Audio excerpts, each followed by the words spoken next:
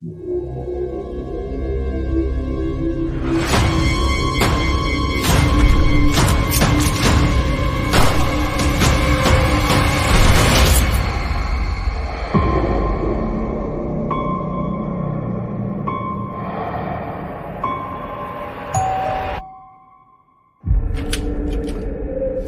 John, thank God. Williams, what the hell are you doing here? Myers. Is he dead?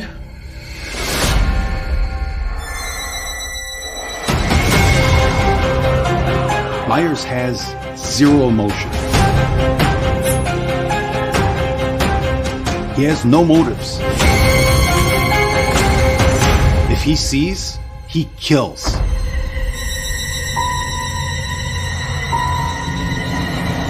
Tell the town to lock their doors. No one in, no one out.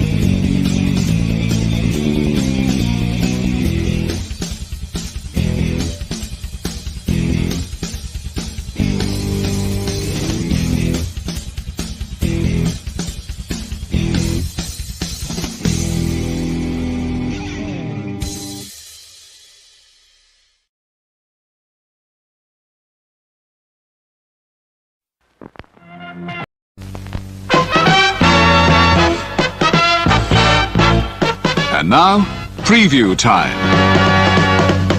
So let's take a look at what's coming your way.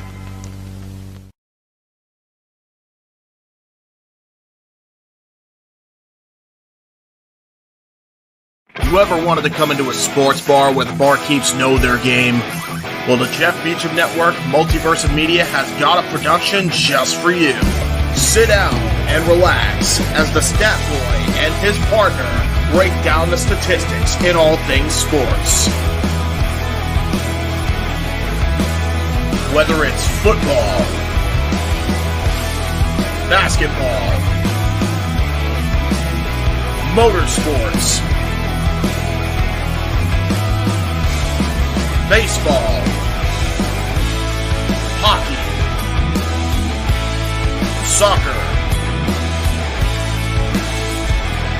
professional wrestling, mixed martial arts, boxing, and much, much more. All are welcome. Your barkeeps here keep you up to date and in the know of everything going on in sports, while also having a pleasant conversation about it all. Your host and owner of the bar, Stat Boy Mike.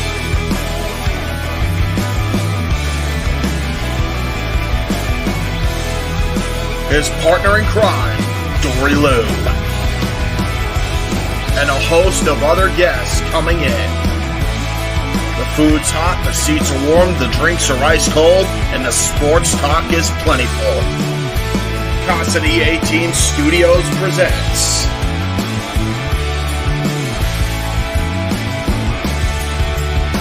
Stat Boy Sports Bar. Take a bar stool and enjoy the show.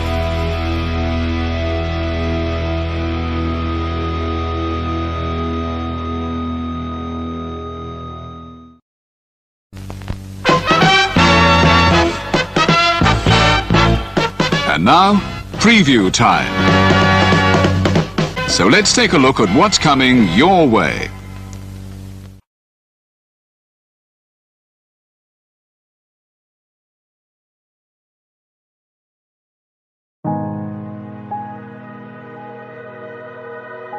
Gary Hebert, the man, the myth, the legend.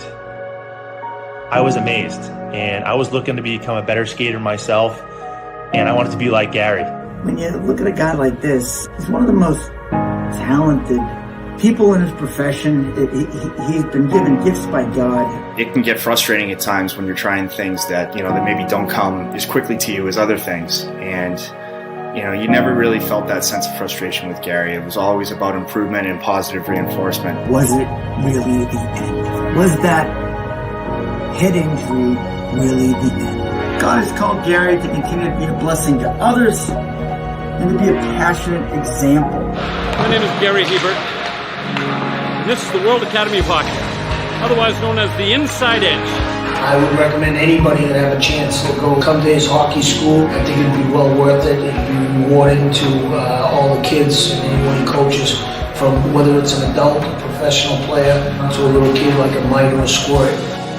Gary, from day one, has been instrumental to my hockey career. I started out as a potential Division III player, and Gary brought me single-handedly through high school and into a top Division I prospect. I owe it all to Gary, the biggest legend on and off ice there's ever been. Listen, watch, learn, be confident, and have faith. Those are the answers I was brought to. Yet, I only now am really learning how truly important those 5 things are. Through preparation, through appropriate thoughtfulness and thinking, we can learn to untie the typical knots between our ears that drive us into underachievement and underperformance. And lo and behold, we can learn, I think, to fulfill our God-given potential. Gary has the innate ability to make people not only better players, but better people. The life lessons they learn from Gary are incredible. I can always remember leaving that rink knowing as a player I got better or I had something to improve on to get better. And I think that's what you excelled on as a coach, is giving us the knowledge to know what we needed to do to get better. There's coaches who know the game, but can you communicate and create passion in your kids and in your players? And Gary's able to do that. Gary's got great knowledge and the great hands, but more importantly, his ability to connect with people and care for them. His communication skills, to me, really stand out and separate him, and that's why he's one of the best, in the world. Gary's a legend. He's a special, special man.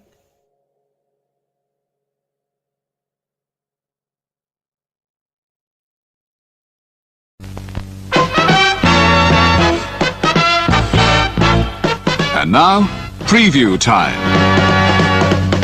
So let's take a look at what's coming your way.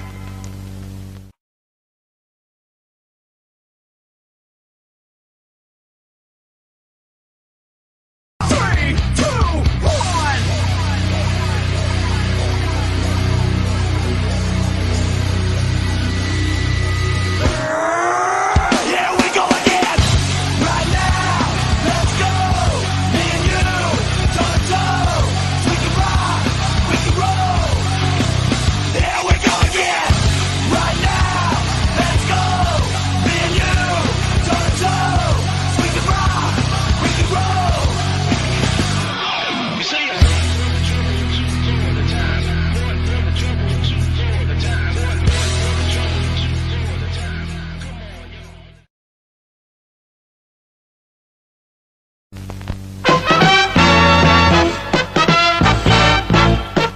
now, preview time.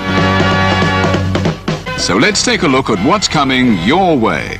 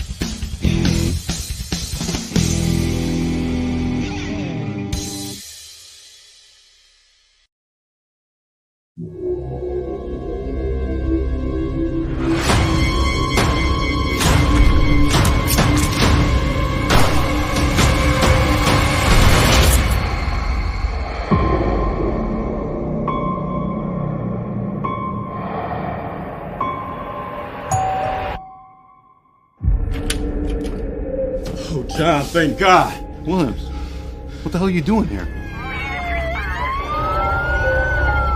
Myers. Is he dead?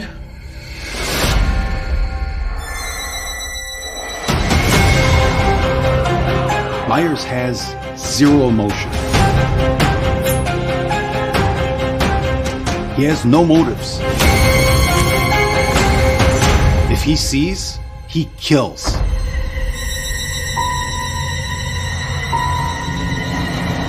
Tell the town to lock their doors. No one in, no one out.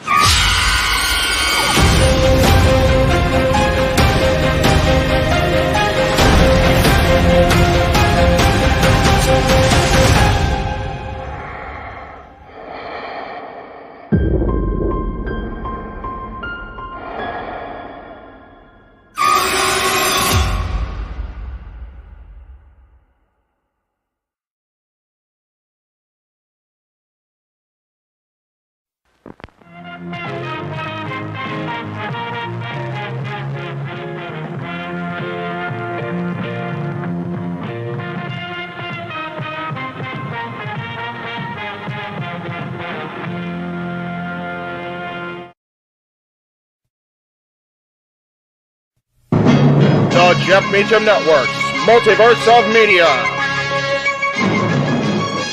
For over 15 years, the recognized symbol of excellence and the standard bearer in coverage of sports and entertainment.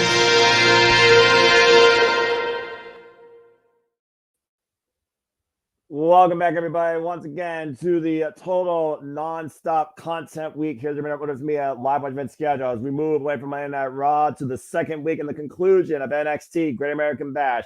We have, of course, 3 titles on the line tonight. The Battle of the Joes, which one you believe in, which one will be on top. And, of course, we also see if Trick Williams figures it out against the Bruiserweight Pete Dunne. Welcome to the show. Welcome to discussing. Again, folks, I'm Seminole Foster, but of course, I am not alone. With me on the call, of course, will be the Renegade of Wrestling, JJ Williams. And I said his name, he appears. JJ, good to see you as I just woke up from another ridiculously rainy, humidity-filled day. But here we are to the conclusion of this 2-week soiree where I'm sure barbecue is going to fly and there's going to be more than just fireworks going off tonight. How you feeling about NXT Great American Bash Night 2, and how's your day been? Day's been all right, pretty eventful so far. As far as tonight's show, I'm looking forward to this week about as much as I was looking forward to last week. Fair. Both weeks look like they're pretty solid cards. Last week, of course, we had Roxanne Perez versus Thea Hale. This week, we've got the Battle of the Joes. We got Joe Coffey versus Joe Hendry. We've got MSK versus Axiom and Nathan Frazier, and I'm here for it, man. I'm looking forward to seeing what happens because I've got a feeling. No, not that tonight's going to be a good night, but I've got a feeling that we may see new tag team champions and we may actually get TNA talent holding an NXT title here this evening. I mean, stranger things have happened. Former two-time NXT Tag Team Champions, initially wanting them back in 2021 in the Dusty Rhodes Tag Team Classic, Bad Ad Stand Deliver, only to hold them through till Halloween Havoc 2021 to lose them to Imperium, Van Eitner, Marcel Bartel, and then for a short stint, and I literally mean a short stint, MSK literally had them after beating Imperium and the Creed Brothers back in 2022 at Stand Deliver. So they've got it done twice before, this combination of Nash Carter, now known as Zarky Wentz, and of course, Wesley, the former Desmond Xavier. And Tag Team Gold, these two are no strangers, no matter what identity you want to give them. So I definitely wouldn't rule it out, but I also got to consider that I know Trey will probably be in their corner, and we know the Rascals, they love to go about their ways towards getting what they want. And again, the Rascals have been undefeated as a trio. So we'll see what happens here. And then they just added this match a couple of days ago. Ren Sinclair in action here tonight as she continues her pledge to join the No Quarter Catch crew. Interesting. And who is she facing? I forget her name. I believe it's her first match on the main NXT card. I believe she's been on Level Up quite a bit, but I haven't really seen her on the show as of yet. Give me just a second. I'm going to try to find her name for you. No, that's fair, but of course, Gwen Sinclair, former student of the Mara Thunder Rosa, and of course, trying to prove that she could be Catch Cam as Charlie Dempsey and his crew, and Miles Bourne, who's been thrown out twice by somebody that's incredibly impressed me with her strength. And of course, Taman Heights has been working through the M1 victory along with Josh Briggs. And again, folks, you can check out Pro Wrestling Noah and the M1 victory, courtesy of Wrestle Universe, along with other promotions there like TJPW, DDT Pro, and of course, Marigold. Just bridging it there. I'm going to guess. Name is Kendall Gray. Oh, okay, so that's Kendall Gray, the running mate, I believe, of Carly Bright. And I believe it's Carly Bright that's been throwing around Miles Bourne, because we saw Kendall Gray. We were really talking about her last week. We saw Kendall Gray make her, I believe, debut last week. Again, an athlete, of course, with zero wrestling experience, part of the NIL program, where they believe the future WWE superstars can come from something as simple as an athletic background and something else, whether it's volleyball, gymnastics, cheerleading, karate, you name it. So, all right, well, this should be interesting as I'm waiting for whatever the hell this is to get off my screen. I thought USA was freaking ridiculous what they had on before wrestling. What the hell is this? I believe this is Resident Evil. I don't know which one. There's about as many Resident Evil films as there are Fast and Furious films. Yeah, I wonder which franchise is more successful. Anyway. More successful, Fast and the Furious. Okay, then meh. Either way, And I don't care. I don't. Vin Diesel and The Rock. I'm just saying. I'm just gonna say this. I don't watch movies. Anyway, we know. All right, we know. Well, we've got the end credits here now, so we're getting ready to switch over. All right. And even though, again, it may never be my NXT, it's far better than what it used to be. And I'm intrigued by a couple of things tonight. I expect maybe one title change hands. I'm expecting some to develop as we are shortly away from NXT No Mercy. So we'll see what happens here. As again, this total nonstop week of content across all things wrestling. Shout out to the AEW family. It continues through the night with NXT GAB week 2. That being said, here we go, folks, and hope you enjoy the show. And again, if you enjoy what you hear, please like, subscribe, comment, tell a friend. If you want to dictate the conversation, go ahead and dictate Casting Studios, Jeff Beecham Network, Red Cherry Brand, Super Chat, as simple as that. Same to Wesley and all the newcomers, and of course, the regulars. Good to see you all, as always. Enjoy the show, and without further ado, JJ, as we always are in this, then, now, together, forever. Here we freaking go, bruv. Yes, sir. How are we going to start things off here tonight? Yes, Hank and Tank, our hosts with the most. Yeah, also known as Iron Savages 2.0, without the monster sauce. Or monster juice sauce. I don't know what they drink. Some combination of freaking coffee and energy drink. They were so effective as secret agents last week trying to invade the NXT arena. I gotta admit, they did bring a sense of humor to the thing. Well, there's as also we get a little bit of highlights here of what happened last week. Well, the summer tradition, of course, it started hot last week, to your point, despite, again, comedy being subjective. Of course, we saw the WWE Women's Tag Team Champion successful against the TikTok Rejects. We saw Joe Hemick get the concept of a lifetime, only to be crashed by Gallus with a kabong guitar to the back.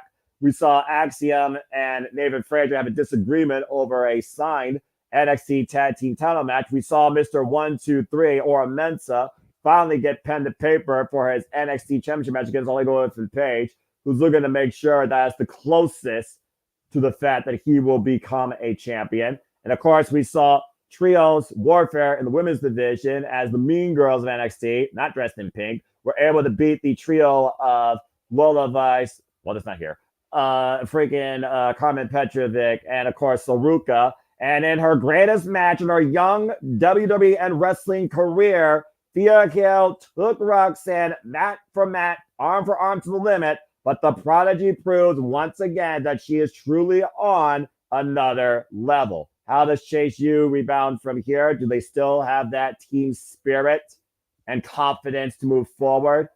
We'll find out.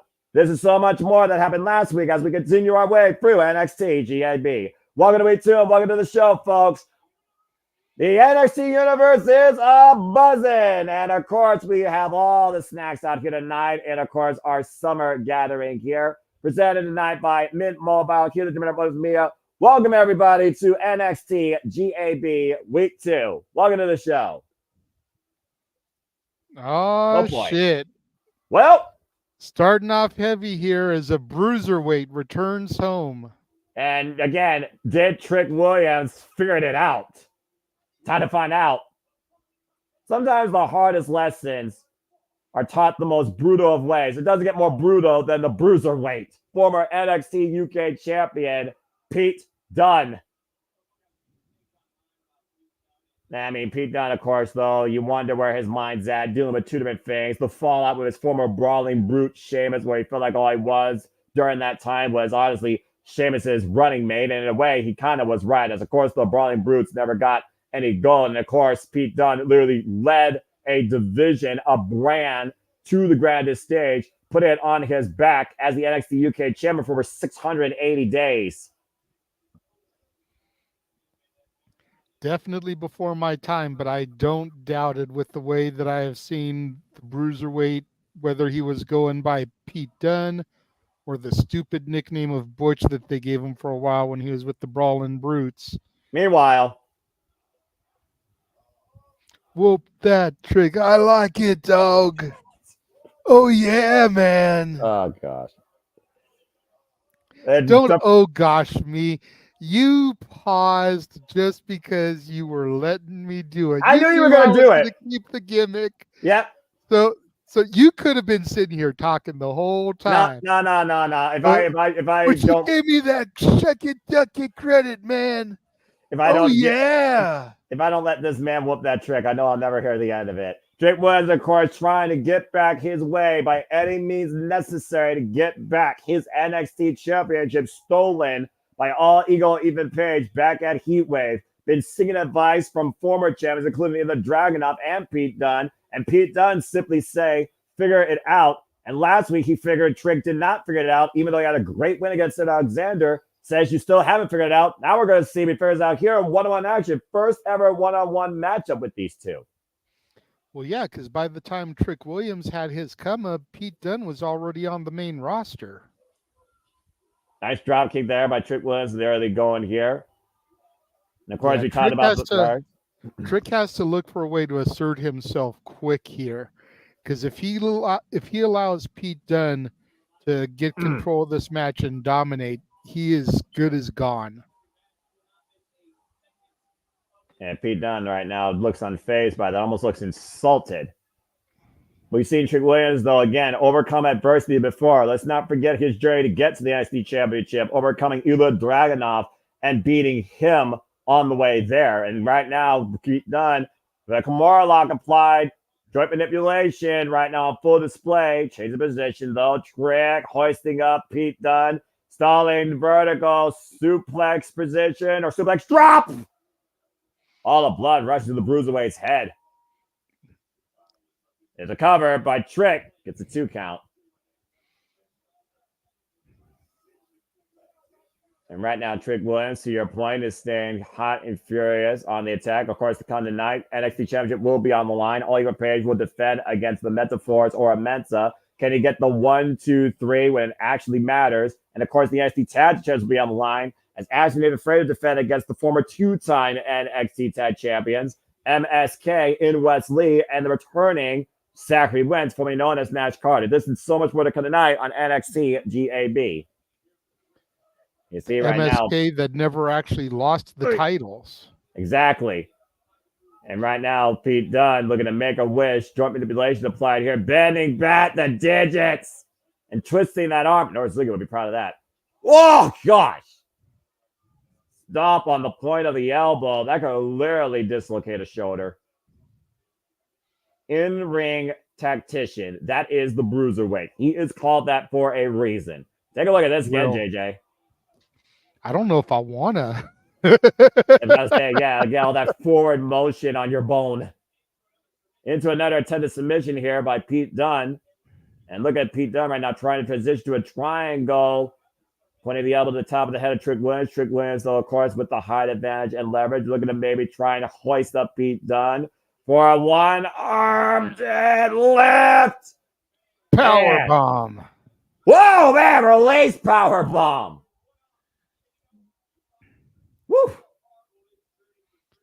Take a look at it again here in picture-in-picture. Great replay there. The strength, just the sheer power of Trick Williams. We talk about it all the time, JJ, when it comes to a competitor in this business, let alone in WWE.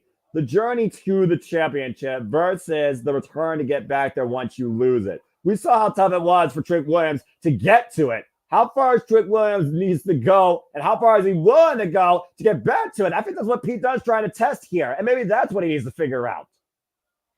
Fair point, fair point. I feel like Trick Williams has become too nice. I think if he's going to get back to that title picture, great neck breaker there. Catching Pete Dunne as he comes off the top. Great scouting, shoot the half, hook of the leg to win over to the stick. Kick out 2.5.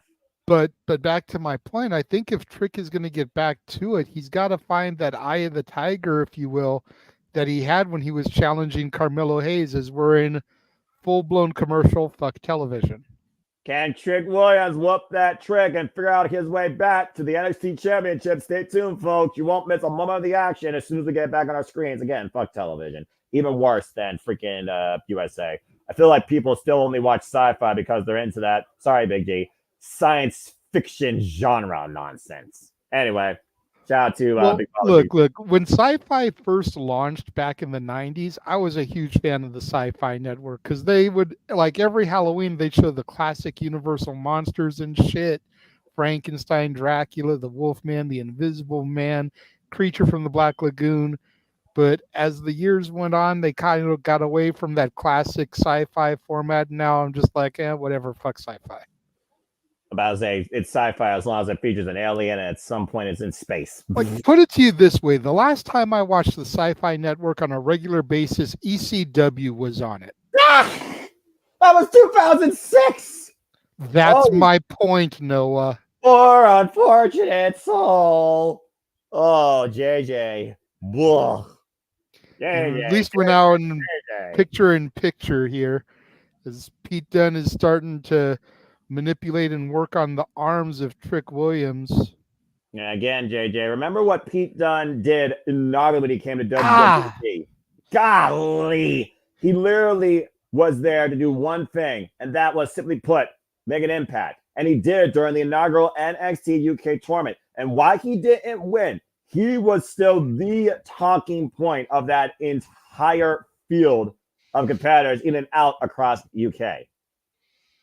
And you can see why here. Stomp in Trick's face. Clearly, I'm a little bit ahead of you, so as soon as they go back to full screen action, I'll pause, and then you let me know when you get it. Yeah, because what they do here is they give me like a little bit of picture, they go straight back. So again, you kind of like, again, deviate a little bit of what's going on here because we're talking about Trick Williams. We're talking about the man that no longer wanted to be just by him. He wanted to surpass him and maybe become him in a way. And of course, Camilo Hayes right now, while he's on SmackDown, he's currently feuding with Andrade.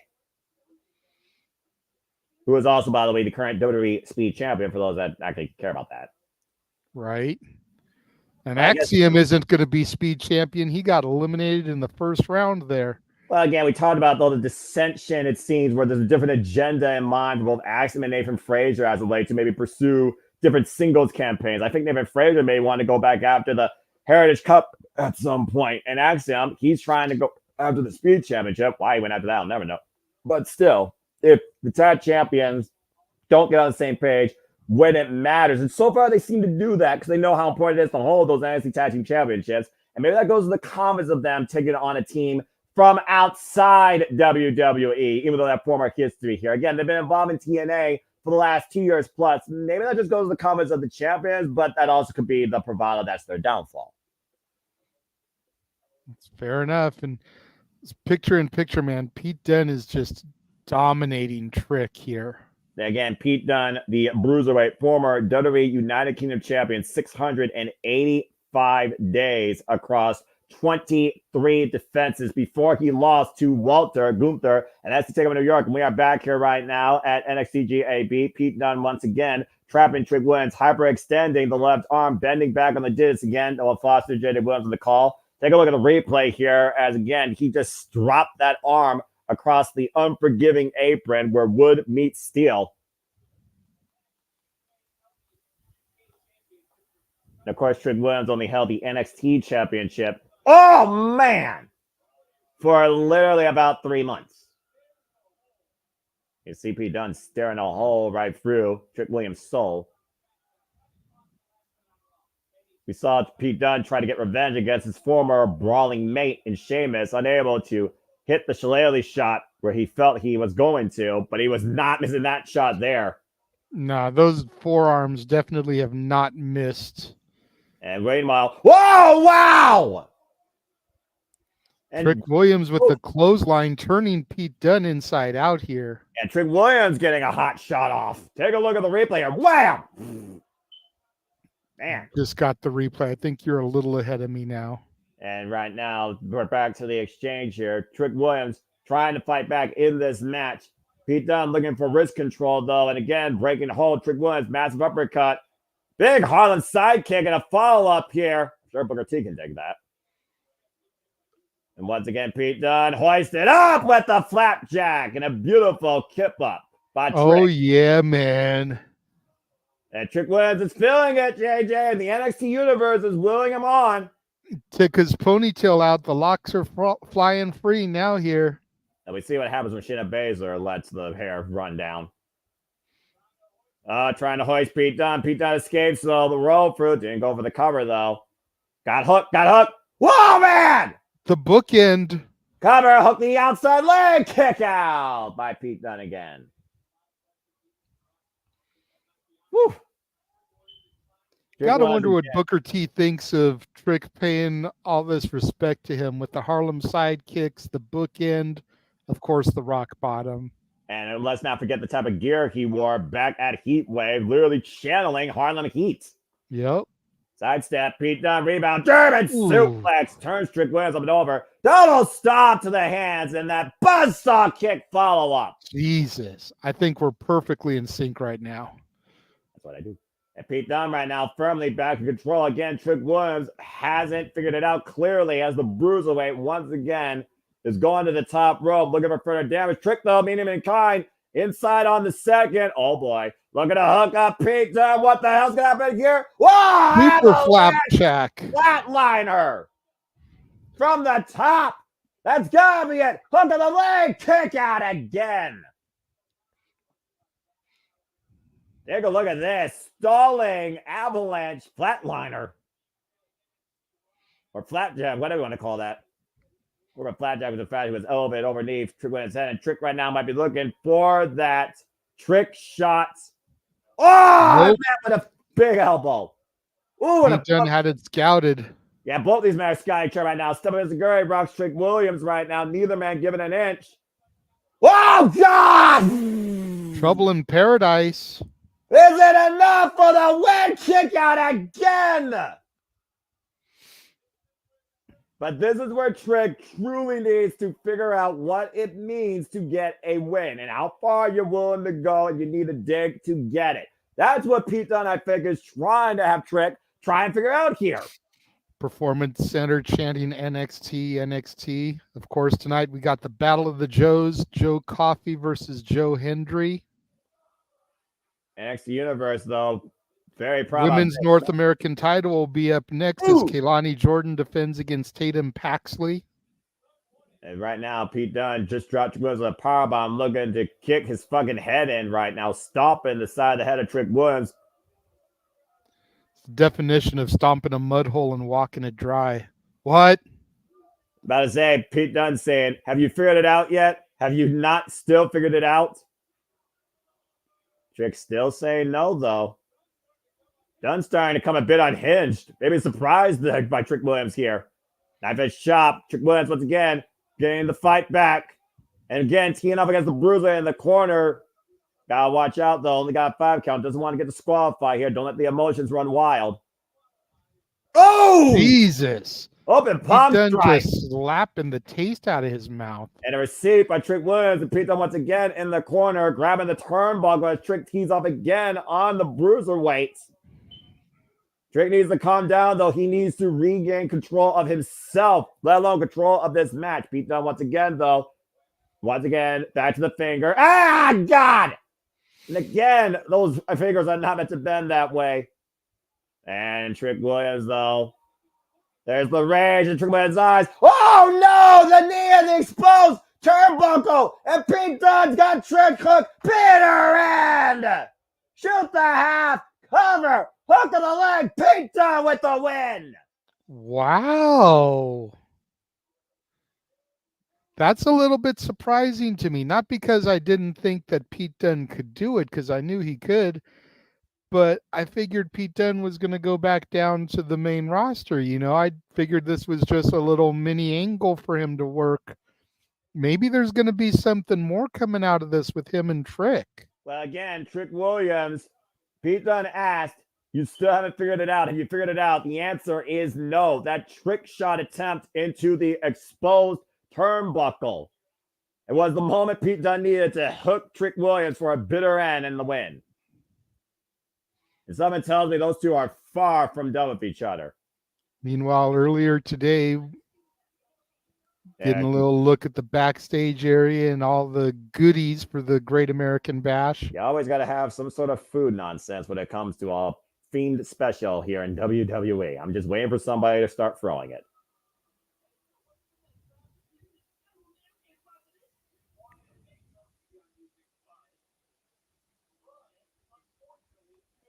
I'm kind of digging Lexus King's Nirvana shirt. That's pretty cool, based off of the In Utero album. Well, anyway, this, of course, stemming back to the fact that Lexus King literally broke Eddie Thorpe's hand.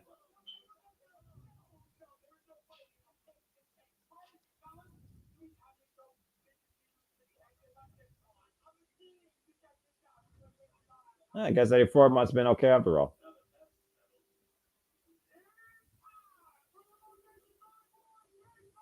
Oy vey.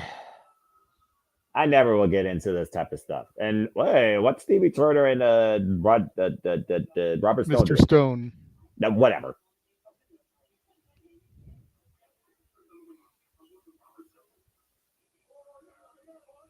Okay, first off, Stevie Turner is not one of those that is that gorgeous herself.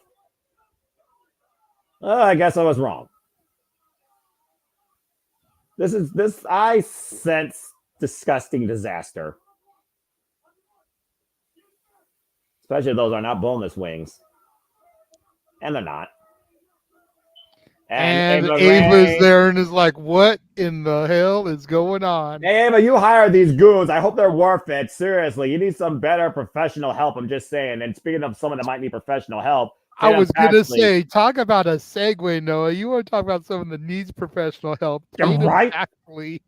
Tatum Paxley goes one-on-one against Kalani Jordan, not looking to play, but looking to claim the NXT Women's North American Championship. And that is next. And again, as I talked about earlier, JJ, you, me, Walter, Jeff, Big G if he chooses, we are going to acknowledge all the wrestling this week in a week that is truly all the content are coming, all the companies, including this Friday, where we will see the return back to his show. He goes home. After what happened on Saturday, the OTC will be acknowledged on SmackDown. And we will cover here the JMN Multiverse Media Friday, of course, this week. So stay tuned for more on that. Again, that building needed an effing foundation when that happened. It was ridiculous. And in addition to covering that on Friday, Noah, in addition to covering Impact as we have been, why don't you take a look at all the other shit we're going to be covering here, good sir? Okay, say we didn't play. And now, preview time. So let's take a look at what's coming your way.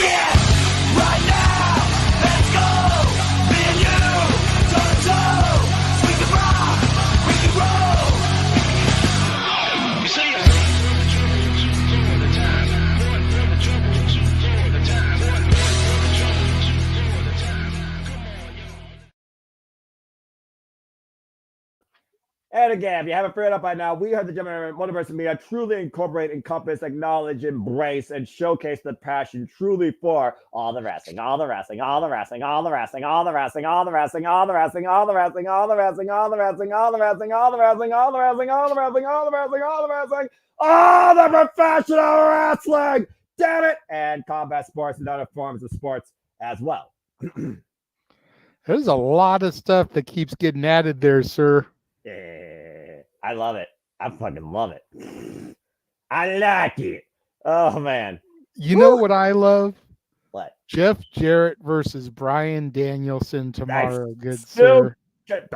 One, can't believe that's happening in 2024. Two, can't believe it's no disqualification. And three, can't fucking believe that the most probably integral man in this business is going to be a special guest in some capacity. Ricky the Dragon Steamboat. What the fuck's happening? Yep. And then I don't know if you saw the group chat that I posted for you, but we have this match for Ultimate X Qualifier. With the X Division champion? How does that Speedball work? Mike Bailey, Trent Seven, and Jake something. Something! And then we also have Zachary Wentz versus Casey Navarro versus a mystery opponent. Now, that does make me wonder, considering the X Division welcomes on, it's truly about no limits. Could that be somebody from NXT? That's possibly. Why not? I'm just saying. Quite possibly. The $1 million question is who? Bah. Who? Well, not Kofi Kingston, I guarantee you that. As we're back here on NXT GAB with All Eagle and Page, of course, still holding the NXT Championship as of right now. Nathan Frazier in the background, though. Of course, one half of the NXT Tag Team Champions. And you wonder, this might be foreshadowing for something.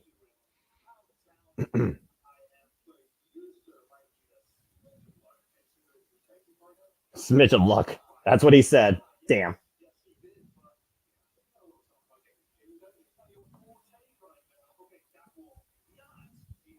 Again, Ethan, 1, 2, 3. 1, 2, 3. 1, 2, 3. It literally happened 3 times to you, bro. Plain as day. It was even counted at one point by a referee of NXT. Yep.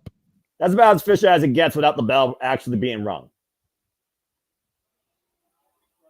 Well, again, we still have 2 championship matches to come following this. We get ready now for the NXT Women's North American Championship, and Tam Paxley has come out to play and claim her first piece of gold if she can once again.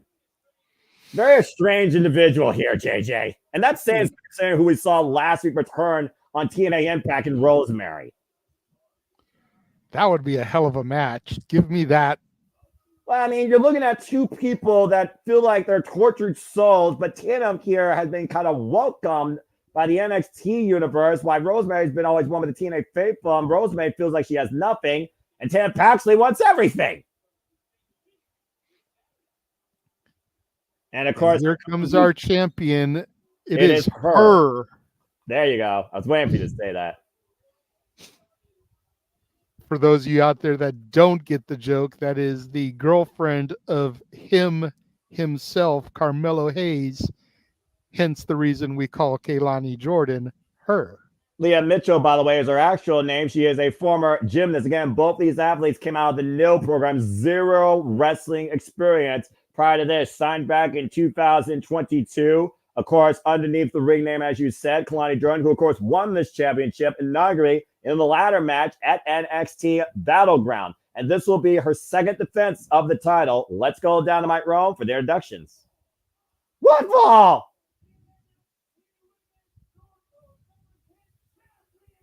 I do love the look of that title. The white, red, and gold is such a beautiful combination, just like the Knockouts World Championship. Notice the way Tatum isn't taking her eyes off of the title, though. She's not looking at Kehlani. She's not looking at the fans. She was looking at that championship around her waist, and now her eyes go right back to it.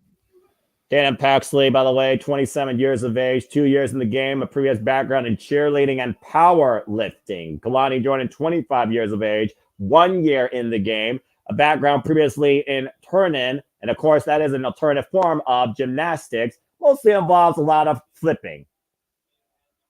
Then, of course, we talked about Tatum Paxley has become now obsessed with gaining this championship versus the NXT Women's Championship. Tatum Paxley has really made a name for herself, though, when it comes to pursuing gold and having her eyes on the richest prizes when it comes to not just in NXT, but of course in TNA. Previously challenging Jordan Grace in a great open challenge match. Oh, wow. Back at, of course, against all odds in Chicago. Of course, a pure athlete from Michigan State, that is Kehlani Jordan. We've also noticed lately, though, this developing, I would say, respect. And speaking of respect, there is no respect when it comes to these women regarding anybody else. Found Henry, Jasmine Nixon, Jessie Jane as Wendy Chu stalks and walks, I think, with her eyes open in the background, too. It's just a whole nother weird dynamic here. Whoa, and Tatum Paxley here showing up her athleticism. You got to wonder if they're sitting there watching, cheering on Tatum, or if they're against Kehlani. Well, again, we talked about before, though, how battle lines have seemed to have been drawn lately when it comes to this NXT women's division. And Tatum Paxley, formerly Natalie Holland, again, eyeing only the title. Kehlani Jordan taking advantage, though. Nice follow-up pin here. Kick out, though. Kehlani almost able to retain right there. Great arm drag takeover. Now taking arm control, keeping Tatum Paxley down. We've had some subtle interactions with these two prior to the whole Barbie Dreamhouse set that literally was last week that set this matchup in the first place. But you never really know what's going through Tatum Paxley's mind when she simply just stares at you. That's fair, but then again, you don't really know what's going through any psychotic person's mind when they just stare at you. Jordan right now, deep arm drag, tornado variation off the ropes. Tatum Paxley, though, Matrix, escape, bend back. Oh, wow! Nice somersault leg drop there by Kehlani Jordan. Apparently, she was not taken off her game by that weird Matrix escape. Corkscrew plunge by Kehlani over the top, wiping Tatum Paxley on the outside. Definitely showing off some of that gymnastics background with that corkscrew and that somersault leg drop. Now, of course, we know the title collector's hands be a pin bar submission inside the ring, while Tatum might be looking for a reprieve underneath, a place that she's very familiar and comfortable with, as we've seen in the past. Kehlani Jordan right now, again, is she looking for Tatum Paxley? Is she taking off her game? Oh, there's the doll. The doll that Tatum's been playing with to represent Kehlani. Yeah, and broken half. And meanwhile, Tatum with the inverted shot block to the front of Kehlani Jordan's leg, taking her out like a predator. Can Kehlani Jordan get back in this? Tatum Paxley creating a weakness here. Stay tuned here on SJB Fuck Television. Man, again, for what Tatum Paxley is as an athlete, she's actually shown great in-ring IQ when it comes to the mental game in such a short period of time. It truly is something amazing. Agreed. Both these women, honestly. And Kalani Jordan, of course, again, you talked about her being with him. I mean, I figure if you're with Carmel Hayes, who let's not beat around the bush here, the Casanova of the independent scene before coming to NXT, tons of prior wrestling experience. That's a great person to have some tutelage from.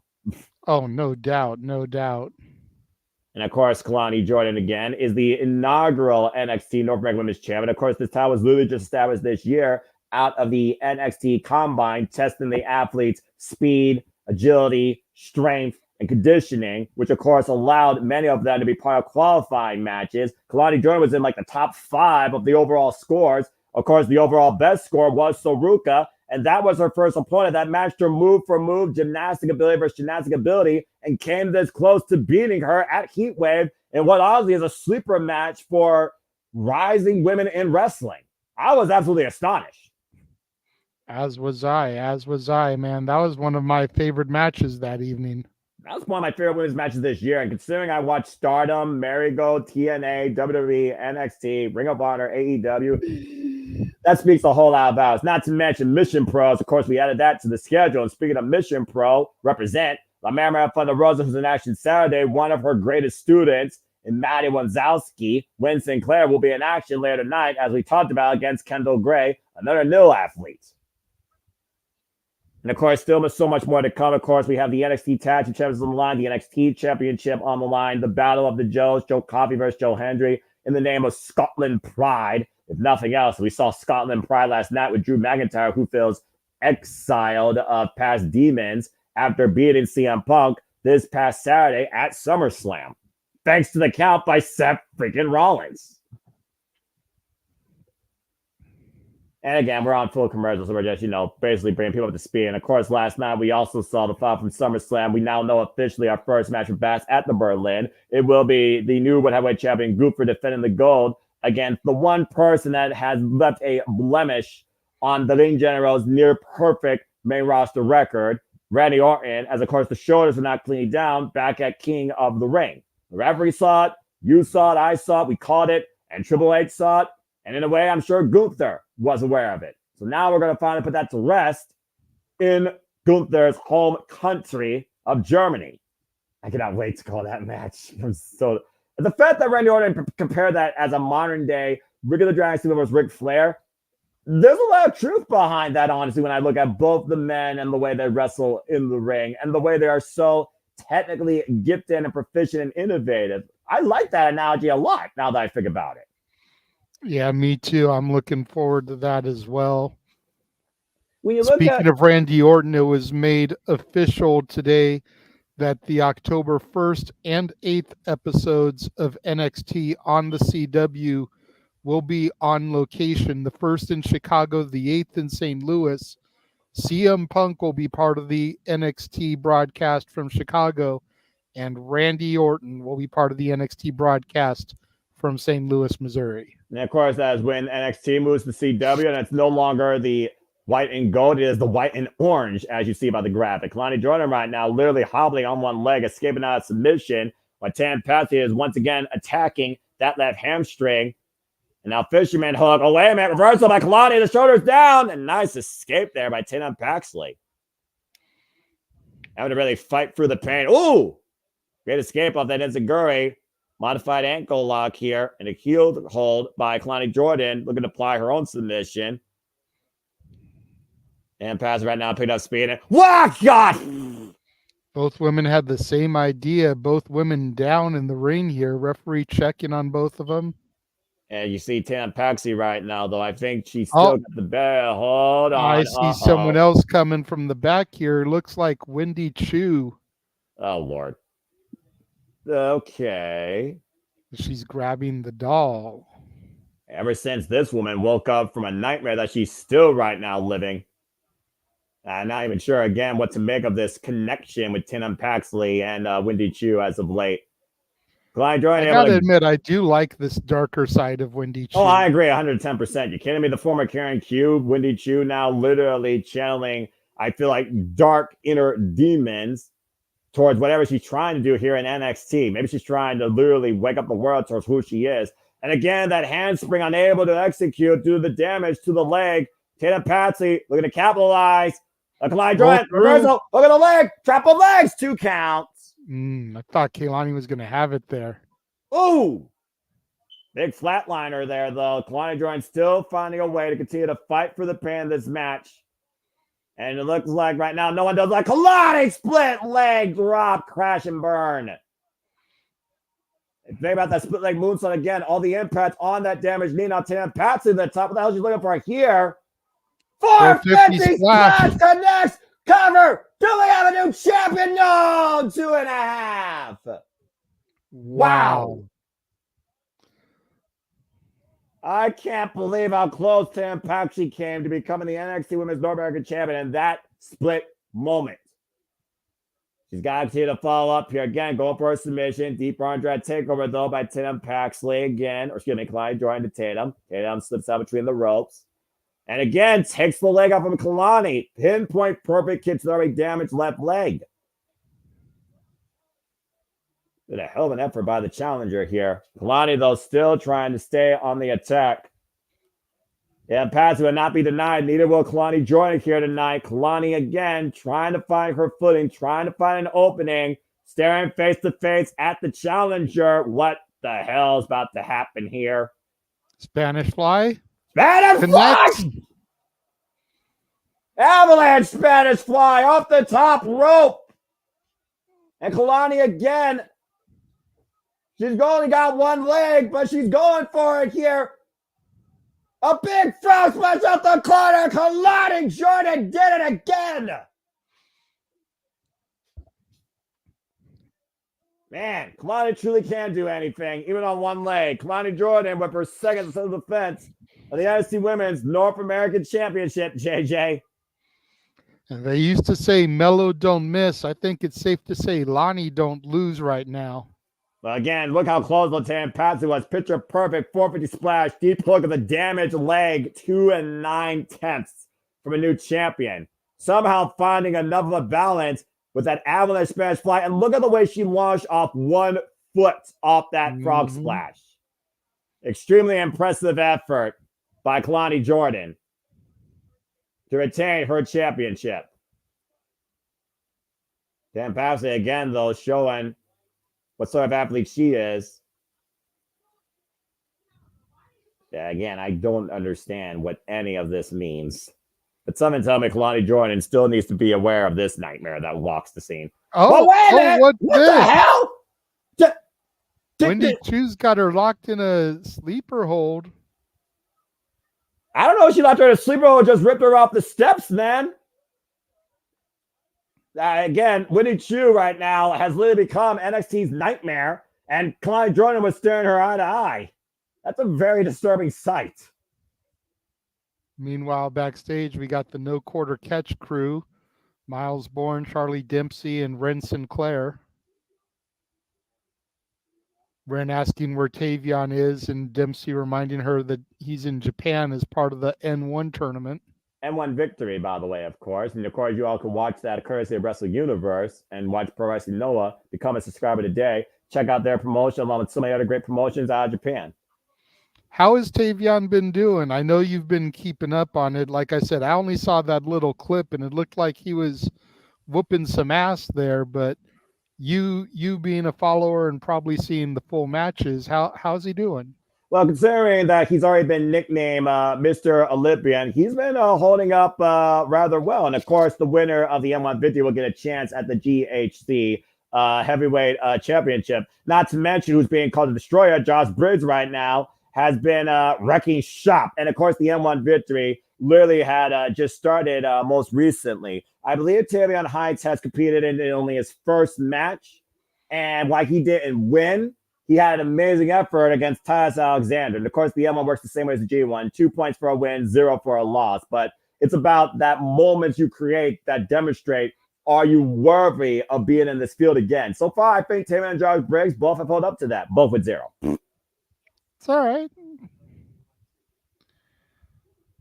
Oh Femi boy. walking right through the family and the no quarter catch crew with a purpose. Well, we talked about before how right now the ruler has nobody to oppose him. And why was David Frazier on the phone? Oh, and by the way, Josh Briggs, he actually is on the board with 2 points, beating Wia Oira. Both men had about a 9.5-minute match, but so far, Josh Briggs in his block, both men 7 blocks, by the way, he's on the board. Good shit. And again, folks, you can follow the M1 Victory Currency Wrestling Universe. And I'll keep you up to date as we do Open Mic Nights and other coverage here. I'll give you another update either this Saturday or next week. Still looking at 9, of course, Ora Menzel looks to claim the most important 1, 2, 3 of his entire career. Can he dethrone the era of All Ego? All Ego Page defends the NXT champion against Ora Mensa next on NXT. Full commercial, fuck television. Well, I will say this. Again, Tatum Paxley, she is one of those unique athletes that channels so much. You talk about Rosemary. I talk about Daphne, R.I.P. You talk about those that played the mental game more than the physical game and demonstrated how technically sound they are in both facets. Tatum Paxley shows me a lot of that. But now this, I guess you could say, subtle message or betrayal unaware for her by Whitney Chu. Now this just makes even more things confusing for me because we know Tatum Paxley talked about how she's always been, used, misused, forgotten, etc. And now she fought her closest ally, I guess, just literally took her neck away from her off the steel ring steps. So where do we go from here with all 3 of these women? I have no idea. Very weird. Be curious to see how things progress from here, to be sure. Yeah, right. I didn't expect that. I honestly didn't expect that to happen. So you know what I didn't expect, Noah? What? I didn't expect for the NXT title match to be the end of hour 1, start of hour 2. That means either the tag titles or the Battle of the Joes is going to be our main event. Will they give the main event to the return of MSK, or will they give the main event to the one, the only Joe Hendry?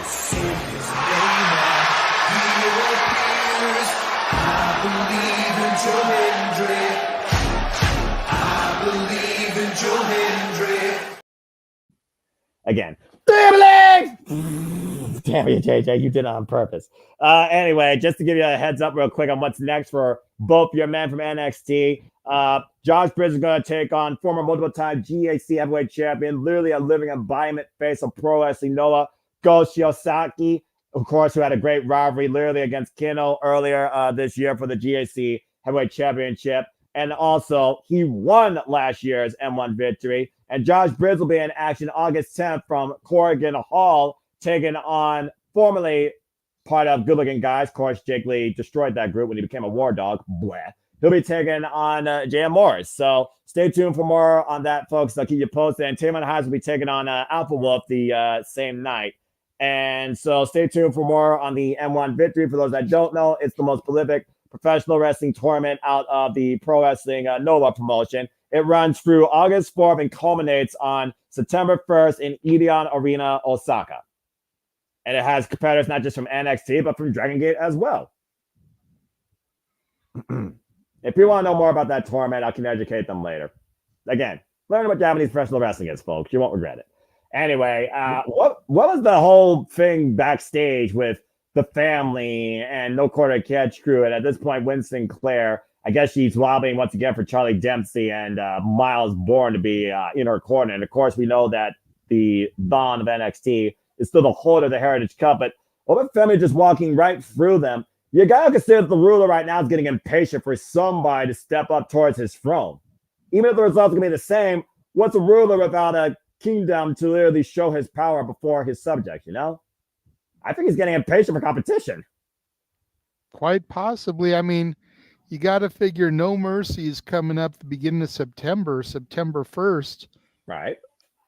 Gotta make sure that he's on that show defending his title. I do think that saving Obafemi for the pay-per-views, the PLEs, is the right thing to go. But yeah, we gotta start building something up for him. Something! I actually wouldn't mind seeing that match. I think that would be very interesting. Especially if Jake Something doesn't qualify for the Extra Championship Ultimate X match.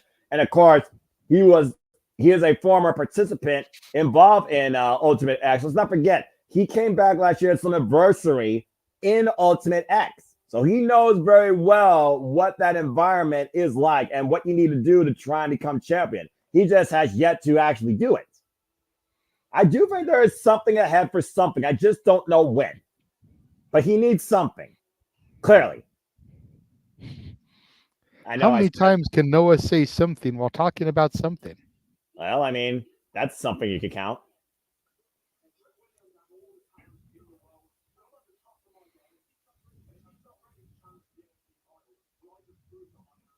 He's done saying that he's just proved that he's ready to challenge for the Whoa, NXT wait a title. minute! And we got a brawl backstage. Trick Williams trying to get him some more of Pete Dunne. Clearly, these two have not figured out who's worthy to challenge the NXT Championship yet. Well, I think we just got an idea of something that may happen at No Mercy, sir. Not sooner, because again, how you keep those two men separated at this point after what happened earlier. As we go back inside the arena regarding that very title, time for the NXT Championship match with Ora Mensa taking on All Ego with the Page. Can this man get the 1, 2, 3 when it matters the most and end the era of All Ego? Ora Mensa's biggest chance to date in his career. You know, ominous by his absence as of late has been Noam Dar. You got to wonder if he's going to make a return here. Oro Mensa getting a title shot, a world title shot, no less. Yeah. And Noam Dar having been on the back burner, completely MIA. Gotta figure that's not sitting too well with the ego that Noam Dar has. Well, again, how much has it been stewing in the champion's crawl where his ego's been bruised each week as he's been pinned for the 1, 2, 3 count? Here's our NXT champion. And Walter Cruz, of course, talked about there's something behind that smile, something sinister indeed. Of course, All Ego the Page literally came to NXT, and in less than 3 months has now become the face of your brand, JJ. And I'm stoked for him, man. I mean, again, trained, tested, veteran of the game. All Ego Page, let's not, just beat around the bush here. This guy's an all-rounder. He's been all around this business for 17 years.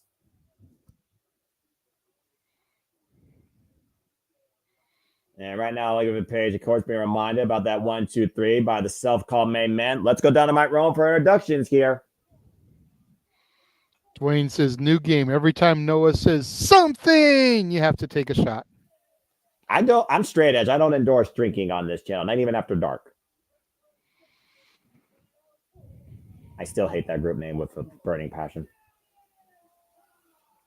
TikTok Regis, of course, who lost against Isla Dawn and Alba Fire last week for the NXT, or excuse me, I still missed those. The WWE Women's Tag Team Championships. And of course, Blair Davenport assisted Isla Dawn and Alba Fire this past Friday against Bianca Belair and Jade Cargill. The unholy union has grown even stronger with the top Ganjin. Referee, of course, holding up the NXT Championship, won by All Ego Page during that fatal 4-way match off a trick shot advantage. And might I add, he won like he was unconscious. Still baffles me. All right, Ormans is stepping up. Here we go, JJ.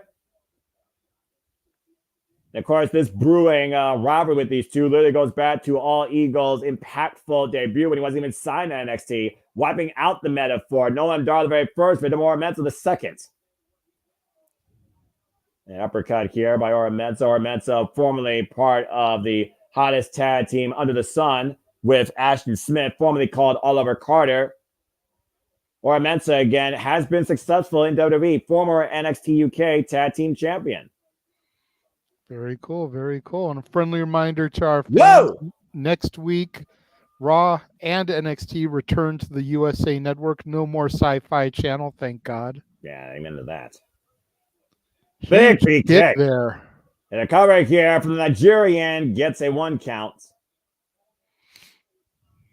Mensa right now on site against All Eagle Ethan Page here.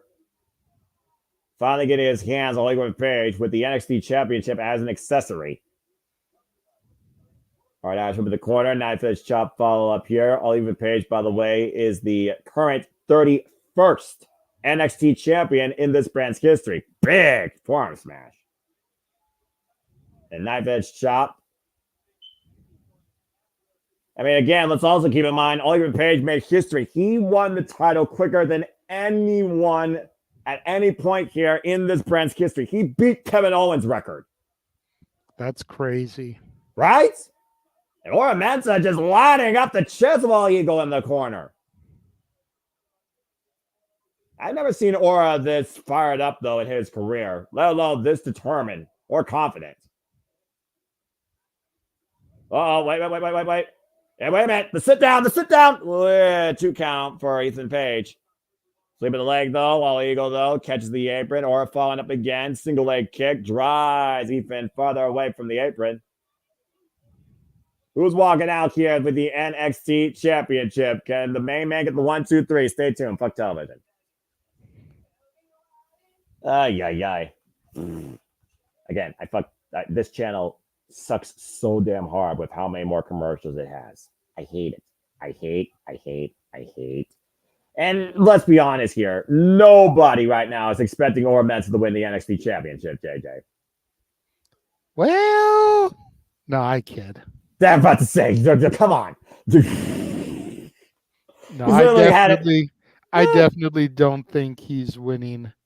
So I have for 31 days. But I think there could be some shenanigans here. Like I said, you got to figure Oro Mensa, Jakara Jackson, and Lash Legend, regardless of how you feel about them, TikTok rejects, whatever, they've been getting a babyface reaction as of late since the absence of Noam Dar. They don't have that obnoxious narcissist with them, so I guess that does help. So I could see Noam Dar returning, costing Oro Mensa the match, and then you spiral a Mensa Dar feud. Yeah, I suppose that could be a thing. But also right now with the numbers game in play, Sean Spears has a different itinerary right now with Brooks Jensen trying to guide the lost, the uneducated, the youthful, and probably in Sean Spears' mind, immature and vulnerable up-and-comers here in NXT versus Cedric Alexander. You do wonder, though, with the fact they also are Canadians, if Sean Spears might come to Oliver Page 8. In a way, you could almost thank Sean Spears for the fact that Oliver Page is the NXT champion. That's fair. Just looking at both sides there. Again, we got a full commercial break here. Picture a little bit here. And right now, Oliver Page with a short range clothesline to get advantage of our immense here. Again, NXT championship on the line. Slick on the night. NXT championships are on the line. Battle of the Joes. Joe Hendry versus Joe the Coffee. And I believe that's everything. Oh, that's right. Winston Sinclair takes on Kendall Gray. I almost said Kendall J for some reason. Wow, God, what a bad body drop. Jesus, up in the lights. I'm still on a full commercial. Hey, you let me know what you see. Oof, man, a big suplex by Ethan Page. Here's a cover with the leg middle of the ring. Imagine if he won there. 2 count. That would have been funny. I'm not going to lie. Oh, good Lord. Yeah, Ethan Page, once again, back in control here of Ora Mensa. Probably been waiting to get his hands on Ora for months now regarding the bruising to his ego, being counted 1, 2, 3, not just by him, but by an NXT referee. Saying that it's not official unless the referee counts the 3, and then the referee counted 3 when the match wasn't even going on. As far as I'm concerned, you put a man for 3, you put a man for 3. That's fair. NXT Championship, of course, the lineage this title had ever since the very first champion, Seth freaking Rollins. And of course, those that took advantage when opportunity presented itself, like Kevin Owens, like Samoa Joe, and of course, like Trick Williams, when he finally was able to beat the fire-breathing dragon, Ilya Dragunov, who was able, of course, to finally win the NXT Championship against Carmelo Hayes. last year in a match of the year candidate at No Mercy. To your point, No Mercy, of course, will be the next time we cover NXT here at the beginning of September. We are back here right now, full on screen here. Ora Mensah trying to fight back against Oliver Page, who has been trapped in a bear hug center of the ring. Biggest match of Ora Mensah's career. Ora Mensah finally able to get that separation, but to no avail. Ethan Page goes right back after him. Great kick by Mensah. And we're perfectly in the same, by the way. Hey. And Ora Mensah right now looking to follow up the second rope. Oh my God! Got kicked out of midair off the moonsault. Great scouting by the champion. Hoisting him up into a dominator. Covered by Ethan Page for 2.5. Damn. The fact that Ethan Page used Ora Mensah's own momentum against him twice in the span of 6 seconds, JJ, speaks volumes of the champion, even if you don't like what he has to say often. I've got nothing against all ego Ethan Page. I think he's a great wrestler, and it's about time that a promotion knows how to use him. Well, you look at every promotion. It's not like they know how to use every form of their talent. I mean, it's just the fact of the matter is there's too much good in this business, and the boogers don't know what to do with it. It's a flaw in the entire business across the board that never will be solved because you just can't come up with enough creativity for everybody and give enough TV time, and I'm not talking about that fucking learning tree, to everybody in this business, sadly. But hey, as long as you're signed, you're making money, and you're also trying to establish a family, more power to you. Nice suplex there over there by Mensah. Yeah, but again, favoring the small, the back of those back body drops, massive overhead body drops on the floor, and of course in the ring. Ora Mensah, though, trying to fight back here, trying to tee up against Oliver Page. Got the kick. Runs through him with the lariat. Ora Mensah fired up here, trying to build momentum. Elbow the point of the head. Gets to the midsection. Jab. Axe kick. Trying to put the champion away. Here's the cover. Hook the leg. 2 count again.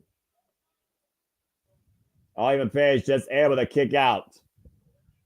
The Great American Bash presented by Mint Mobile. Great American Bash coverage presented here by JMN Multiverse of Media. Again, fuck television. And of course, we are doing all the content this week, covering all the companies and all the weekly shows from Raw to NXT to Dynamite to TNA to, of course, Friday Night SmackDown to Saturday Collision. You're getting content 6 days a week here regarding live watchable events in wrestling. I don't know how this is happening. It's happening because we's a crazy.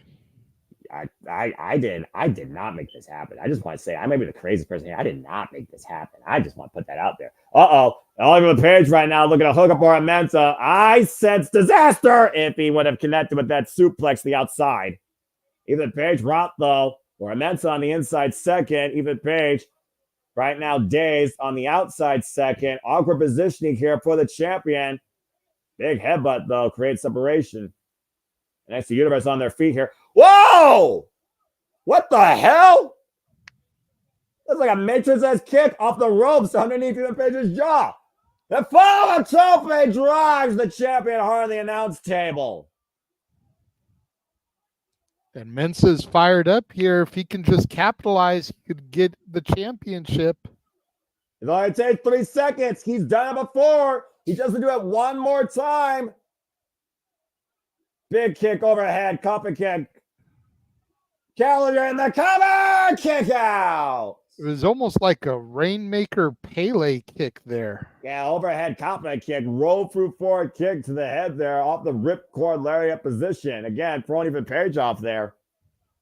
Ethan Page back up though, Ora Mensah and Ethan Page teeing off against each other here, throwing everything they have left. Big forearm though by Ora. Ora sent up and over on the apron again though by Ethan.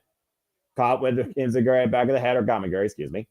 Ora Mensah, springboard, single leg kick, thrust kick, drives the champion to the outside. And Mensah's got to remember, he can't win while Ethan Page is out there. Ora Mensah, though, with the running drop kick in between the bottom and middle ropes, driving even further away from the ring. He has to bring him back inside. Again, the era of all ego is in great danger here tonight against the main man, self-called of NXT. If he gets one last 1, 2, 3. And these two far away from here as possible, almost at the picnic tables. I was going to say, they're getting up there by the main entryway. Oh, no! Golly. And those solid picnic tables are harder than the announcing, I assure you. And even Page looking to test it. Driving Aura with an Eagle's Edge through it. That's it. That's it. You can just take the count at this point. That's gotta be it. And apparently, Oliver Page does not want this match to end via countout. He wants that definitive 1, 2, 3. Bruised Eagle in play here. Follow up DDT. Shoot the half. Here we go. Lateral press in the cover. 2 count only for the champion. Still fight left somehow in the challenger here, JJ. I can't believe it. I thought that was going to be it for Oro Mensah. Yeah, you see right now where Mensah's fingers trembling. Might be trying to get feeling back in them. As the NXT Universe tries to will back in Oro Mensah here, feeling that their NXT brand has been stolen from them. And right now, might be looking for Eagle's Edge again. Well, the schoolboy, the roll up 2. Oh! Super kick. There's schoolboy. One more time. Shoulders down. 2 count again. Whoa, man. Spiking the champion at DDT. Or has got to believe that he can get the 1, 2, 3 when it matters the most. Got to close that gap. Got to follow in. Running in with that kick. Champion is down. But under the rope, though.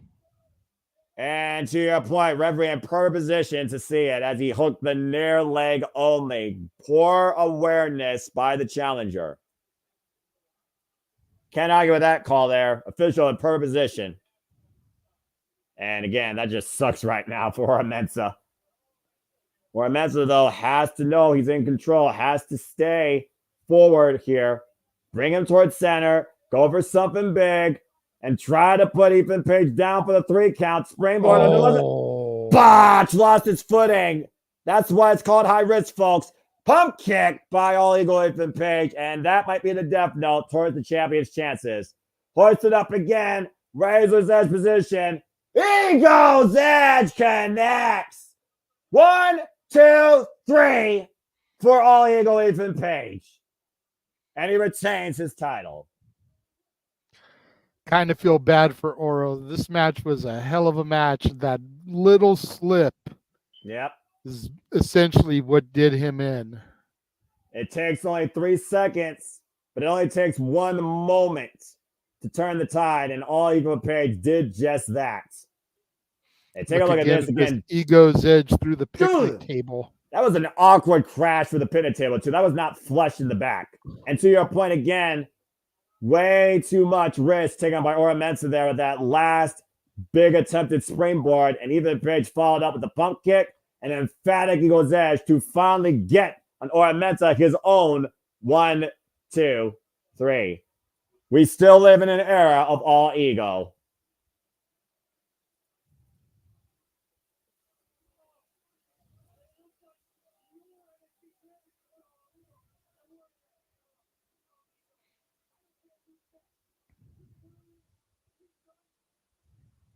Hey, Ava Rain, you heard that, right? I'm just saying. Yep, All Ego's saying that he doesn't care who's next, whether it's Trick Williams, whether it's Pete Dunne. This isn't NXT. This is NX Me. Oh, good Lord. The ego of this man is running wild. And as we go backstage with Kelly Kincaid with the Rascals and the, of course, returned MSK.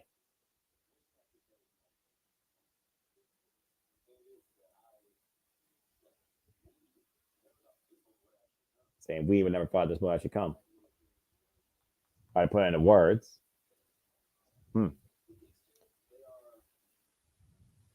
What are they? What are they, Wesley?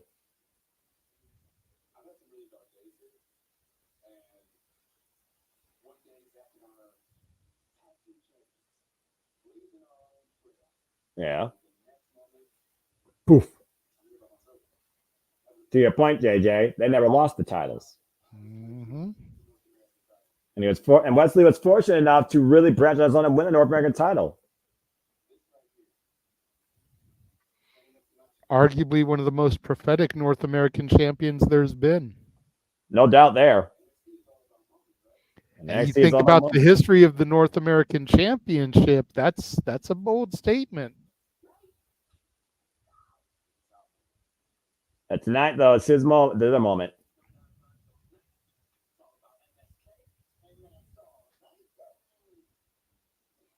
I'm telling you, dude, could you imagine if MSK pick up the titles here tonight and then the Rascals proper pick up the tag titles over in TNA and Zachary Wentz has got 2 tag titles. Wesley and Trey Miguel each have 1. Well, I mean, weirder things have happened, and I could certainly believe that being an outcome as that's our main event. But do you believe, because coming up next when we get back on NXT Fuck Television, it's the Battle of the Joes, Joe Coffey and Joe Hendry. What the hell is this? It's a Superstar highlight for a commercial. Again, with Obafemi. I think it's for No Mercy. Oh, yeah, you nailed it. She just said Mercy. Yep. Someone told me Lola Vice is going to have a big part in No Mercy after a commercial like that. And considering the warfare right now in the NXT Women's Division, Denver, Colorado is in for a very heated night. And of course, we'll be covering that here Sunday, September 1st on JMN Multiverse Media. Stay tuned for more on that. That being said, folks, I will say this. Ora Mensah, it was a hell of an effort. But again, you take one too many risks. And you got to consider how easy it is to lose your footing on the rope, especially with how much you've been pushing your body into it. You give your opponent a chance to capitalize, and that's what Ora did. In a way, Ora's ego cost himself. Yep. As we just heard, the NXT Tag Team Championship match will be our main event, by the way, to your point earlier. And again, MSK are former Dusty Cup winners and 2-time Tag Team Champions. Last time they had them was for a cup of coffee, literally 6 days before they didn't. And then Wesley was here by himself, became one of the most prolific NXT North American champions, honestly, in the North American titles history. But right now, there's a ruler waiting to see who will oppose his throne next. And I dare somebody bold enough and strong enough to step up towards him before the end of the night. I don't think it happened. And again, man, it makes me wonder if the titles are going to change hands, because Shawn Michaels is a big fan of a major moment to end the show. Of course. You got the tag titles on the line in the main event. You've got the NXT crossover. What bigger moment could you have than a title change here? It's going to be interesting, man. And you know, there's been a lot of talk. Dwayne brings up the Hardy Boys showing up. There's been a lot of grumblings on the internet, and I know you don't scroll, you don't click. Hell fucking. So I'm just going to throw it out there for you. But considering some of the free agents that are already on the market and could potentially be on the market by the end of the month, there's a lot of people talking about come October 1st. Could we see the NXT debut of the Lucha Brothers? Could we see the NXT debut of the Motor City Machine Guns? Daniel Garcia, Ricky Starks. A lot of grumblings, a lot of talk, and especially when you figure that AEW wants to go toe-to-toe with NXT the following week. To have a contingent on NXT of ex-AEW stars, All Ego Ethan Page, your champion, Sean Spears is kind of a producer now. Wrestler producer. You've got Lexis Keene prominently featured. If the Lucha Brothers make their debut the week before, Cody Rhodes possibly making an appearance on that show as the champion, Jade Cargill and Bianca Belair, if they've got the titles back by then. There's a huge thing that could be done here, and I am here for it, man. Again, it's always interesting to see what could happen across this entire business. And that being said, again, though, the more that you fit in one company, the more you have to figure out creative and booking. So again, while you're figuring about all these other names coming in, there's still a lot right now that is currently trying to be figured out here in NXT, including Jada Parker and Saruka, with Ashante the Adonis trying to be ladies' man, anything but.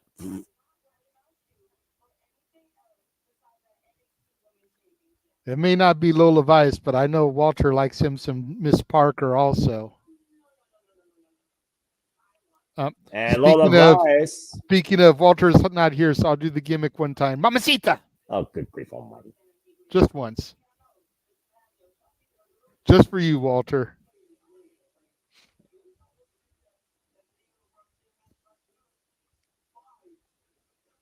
Yeah, good effort by Thea Hale, but it wasn't her night.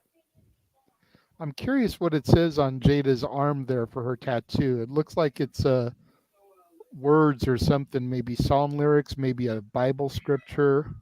Well, again, like really I said, with such a great ambition to be naturally collegiate in volleyball, and that was taken away from her, and she found a new path here in professional wrestling, I could definitely see that. Well, there goes the power bomb. I knew something was going to happen at a Lane Brain barbecue. Believe in the Shield. Oh, good grief, JJ. Was that not their move, the triple power bomb? It was. Okay, then. All right, enough of this goggy shit. Let's go back into the ring where it matters. As the field is now in a Gallus green. Gallus talking about how Joe And Henry just a heads up, sir, I am going to play the video when he comes out. So just make sure you get your words out in time. I mean, literally, what do I need to say besides the fact that if you don't believe right now that Gallus still believes they're on top and Joe Hendry is still a joke, then I don't know what you've been watching, because I believe the exact opposite, where Joe Hendry right now has been on top of the entire wrestling world, and Joe Coffey and Gallus can't stand it. This has got to be so hard for you, though, because I know you're a huge Gallus fan, and I know you were one of the first ones in the crew to believe in Joe Hendry. Damn right. Again, it's a battle of Scottish pride.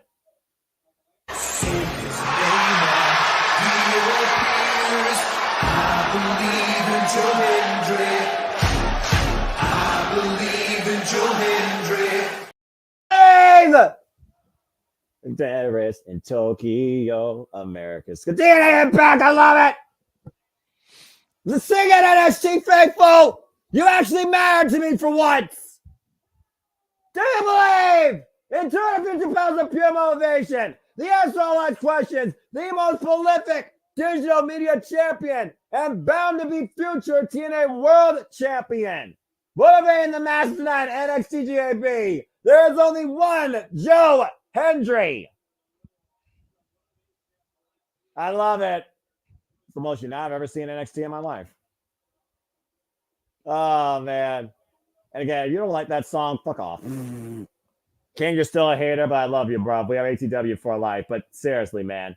NXTNA, defined by Joe Hendry. I love it. Still waiting for the Jeff Meacham Network to make the NXTNA shirt. Bravo, bravo, Jesus. Oh, my God. Starts right off throwing his own body over the top rope, taking out Wolfgang and Mark Coffey on the outside, and then a European uppercut to Joe Coffey as he tries to bring the fight to him. Well, I guess Joe Hendry is more motivational than I thought for himself than the NXT universe is for him.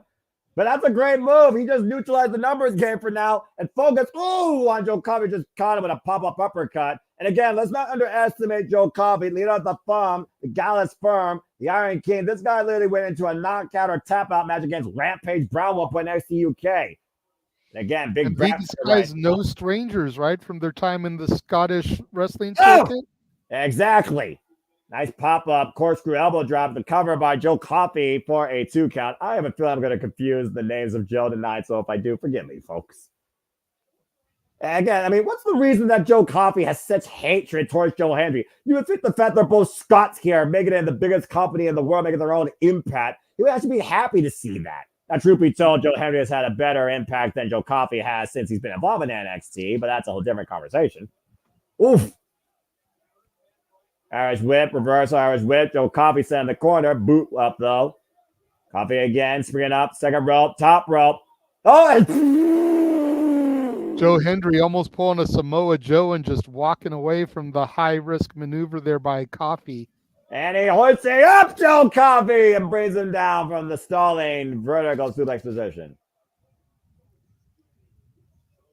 Joe Hendry again is showing exactly why he has been 250 pounds of pure motivation since his arrival in NXT, and prior to that, his birth in TNA. As he said on Chris Finley's podcast, the character was born through TNA wrestling.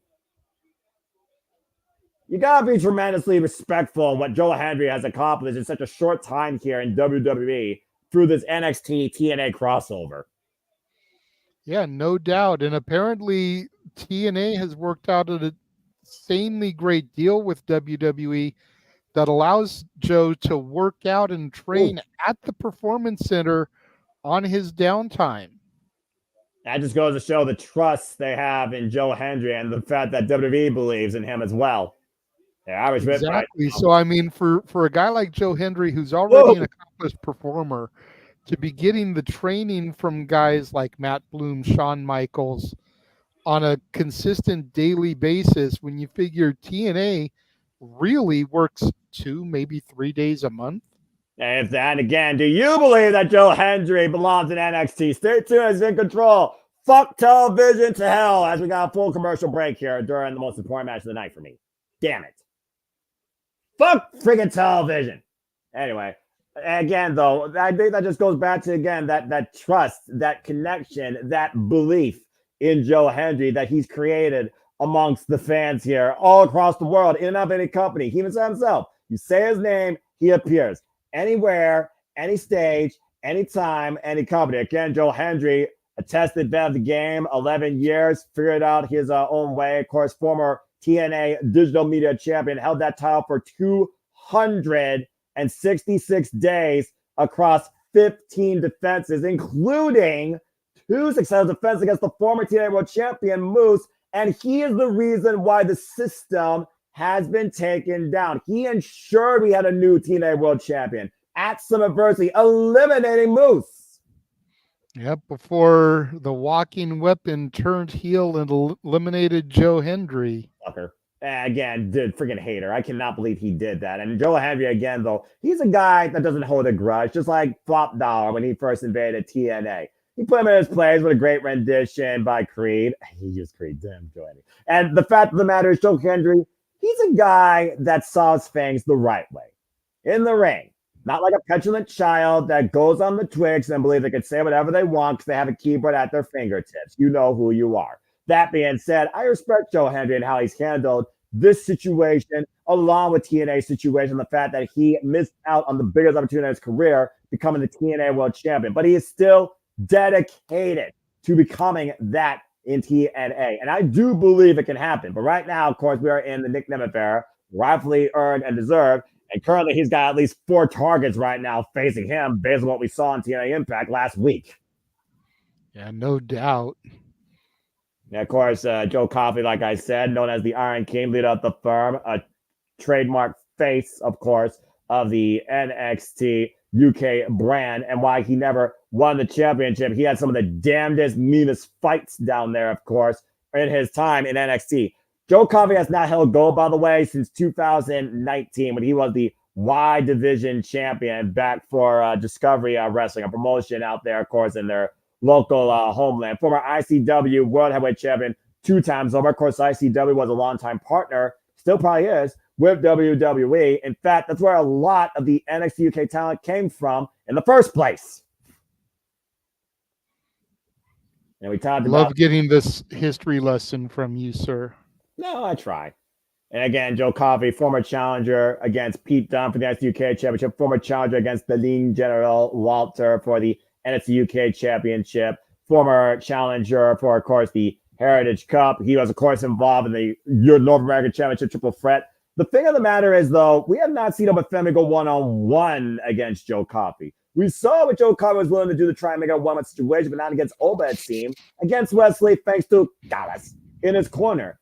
It's almost one of those things where I think no matter what the result of this match is, maybe Joe Coffey can try and oppose the ruler of NXT. As we are back here in NXT with the Battle of the Joes, Hendry versus Coffey here. Joe Hendry in the waist lock here. Back elbow strike. They'll try to break the hold, and Joe Coffey attacking the small of the back after kabonging it with that Brooker guitar that he came out with. Nice sunset flip, though, by Joe Hendry. Ankle pick, though. Attempted catapult or bursting crab by Joe Coffey. Whoa! And Hendry creating separation. Again, this is found on the fact that Joe Hendry feels that Joe Coffey has shown no respect towards him. Oh! And Man. to your point, if Joe Hendry is able to win here, could he potentially be in line for a shot at the ruler Obafemi in the North American title? What the hell is Gallus doing? And Joe Hendry finding off the Gallus firm, Mark Coffey and Wolfgang. They're using everything to his advantage. Wait a minute here. And Hendry right now, the mental game. Oh, wait, ref, look what happened. Look what happened. No lie, cheat, and steal action. Shades of Eddie Guerrero. Hey, caught with a smoking gun in hand. You're out of here. Ha ha. And this is why Joe Hendry is fucking brilliant. That was awesome. I mean, seriously. Joe Hendry rolling back in while Coffey's distracted. Roll up. Schoolboy, Joe Coffey, schoolboy, roll up on Joe Hendry gets a 2 count. This is now turned to one-on contest. Massive headbutt, though, by Coffey. Looking for all our best for the bells. The discus lariat. Joe Hendry being into the punch off the ropes. And right now, Joe Coffey has a huge problem with Joe Hendry here in NXT. And it just got worse. Whoa, man! And now the audience chanting Journey. Don't stop believing. I agree. Hold on to that feeling. Beautiful. Far away throw and kip up by Joe Hendry. Again. Believe! Booker T believes. I don't fucking believe it. See, King? Anyone can't believe. Stop believing, you idiot. And Joe Hendry. Entire NXT faithful chanting, "We believe." And that's a standing ovation! Joe Hendry with the win!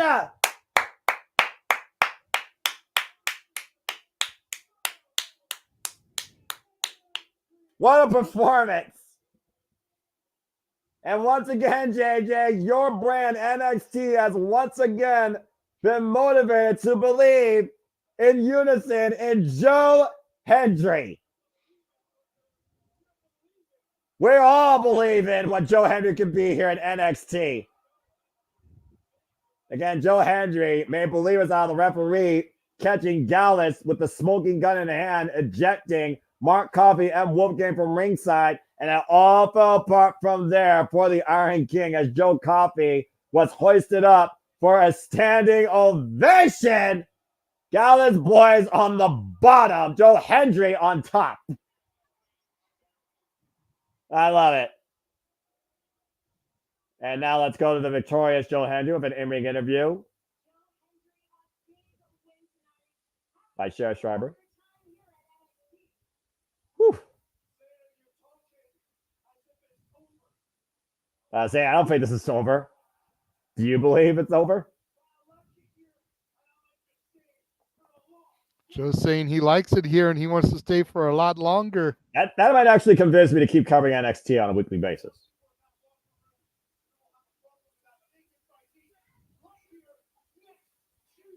So there's people that are going to have a problem with that, and they can fight him right here next Tuesday.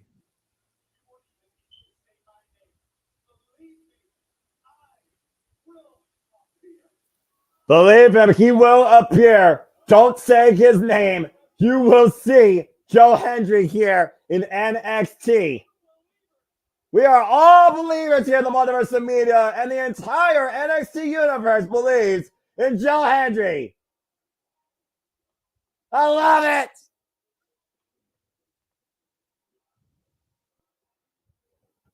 All right, I'm sorry. I may have got a little bit biased there, but again, I believe. Oh, fuck me.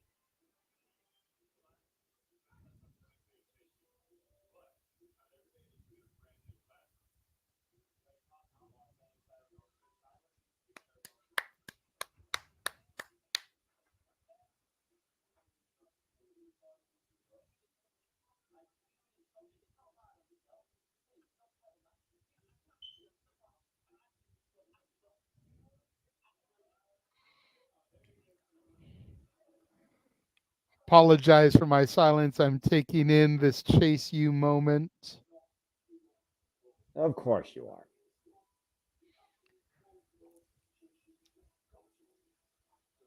Not going to say a word because I already gave my overall gratitude to Fia Hill. So that's all I need to do. Being educated by my professor.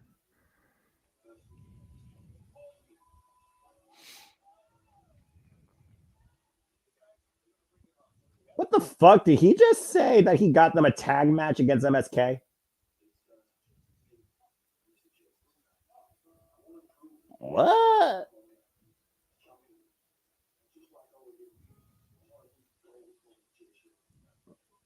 You've got to be fucking kidding me.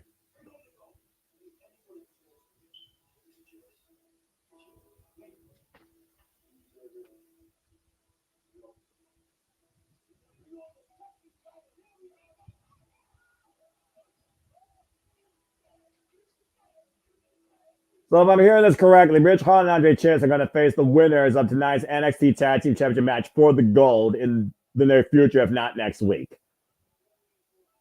That works for me. I'm sure it does for you, but this works for me as we go now back inside the NXT arena to women's action, and Winston Clare looking to prove she has catch as catch can be, alongside the No Quarter Catch crew, continuing to blackmail Charlie Dempsey because the Don will never hit a woman, quote unquote. All or nothing for Winston Clare at this point, because if Winston Clare doesn't get what she wants, she will expose the dirty secrets of Charlie Dempsey and what she saw that night. We're going to take singles action next when we return to NXT Book Television. Okay, now that I'm off my high, I'm off my high again. We all believe in Joe Hendry. That was so fucking good. Yeah, it sounds like if the Multiverse and Mia continue to want it, if Joe Hendry continues to make me believe in it, and Steve Reliable will continue to call NXT on a weekly basis. And we'll see how far that goes. I'm just saying. That being said, great match, though, for Joe Hendry and Joe Coffey. Joe Coffey, again, got a little bit sidetracked by his rage, and it cost him. That was brilliant. Well, it's all but been established and said by Jeff that as long as the NXT crossovers are happening, Tuesdays and Thursdays are a lock here, bruv. Hey, that works for me. You know me. I'm crazy. I'll do it. Budget. We know you are, good sir. We know you are. And again, as we were talking about earlier with the Watch Along trailer, why don't we go ahead and simply, as we get near the end here at 30 minutes, we'll dive down into our schedule for the total non-stop content week here in Multiverse Media. Again, after the night here on NXT, we are far from done here in the Multiverse Media. We'll keep you in tune with wrestling and entertainment through the rest of the week. You already saw Statboy Sports Bar earlier with Dory Lou. Coming up tomorrow, of course, is the Greg Cherry Show. You never know who's going to be on there or what weird laws might be discussed. You always can find it here Wednesday, 7 p.m. Standard Time, 4 p.m. Pacific. And then immediately following that, the live watch event schedule continues this week with AEW Dynamite. Matches included but not limited to MJF giving an eliminator for the AEW American Championship against Kyle Fletcher. And Bryan Danielson going one-on-one against the Last Outlaw, Double J, Jeff Jarrett in a no disqualification match with special guests Ricky the Dragon Steamboat, and more to follow as we continue our path to All In. Yes. We also know that the Bad Apple, Brian Keith, will be taking on Katsuyori Shibata with the Learning Tree, Chris Jericho, on commentary. Oh, God. As long as Shibata breaks his arm again, I'm happy. And so my question to you is, would you rather deal with the Learning Tree or Chase University?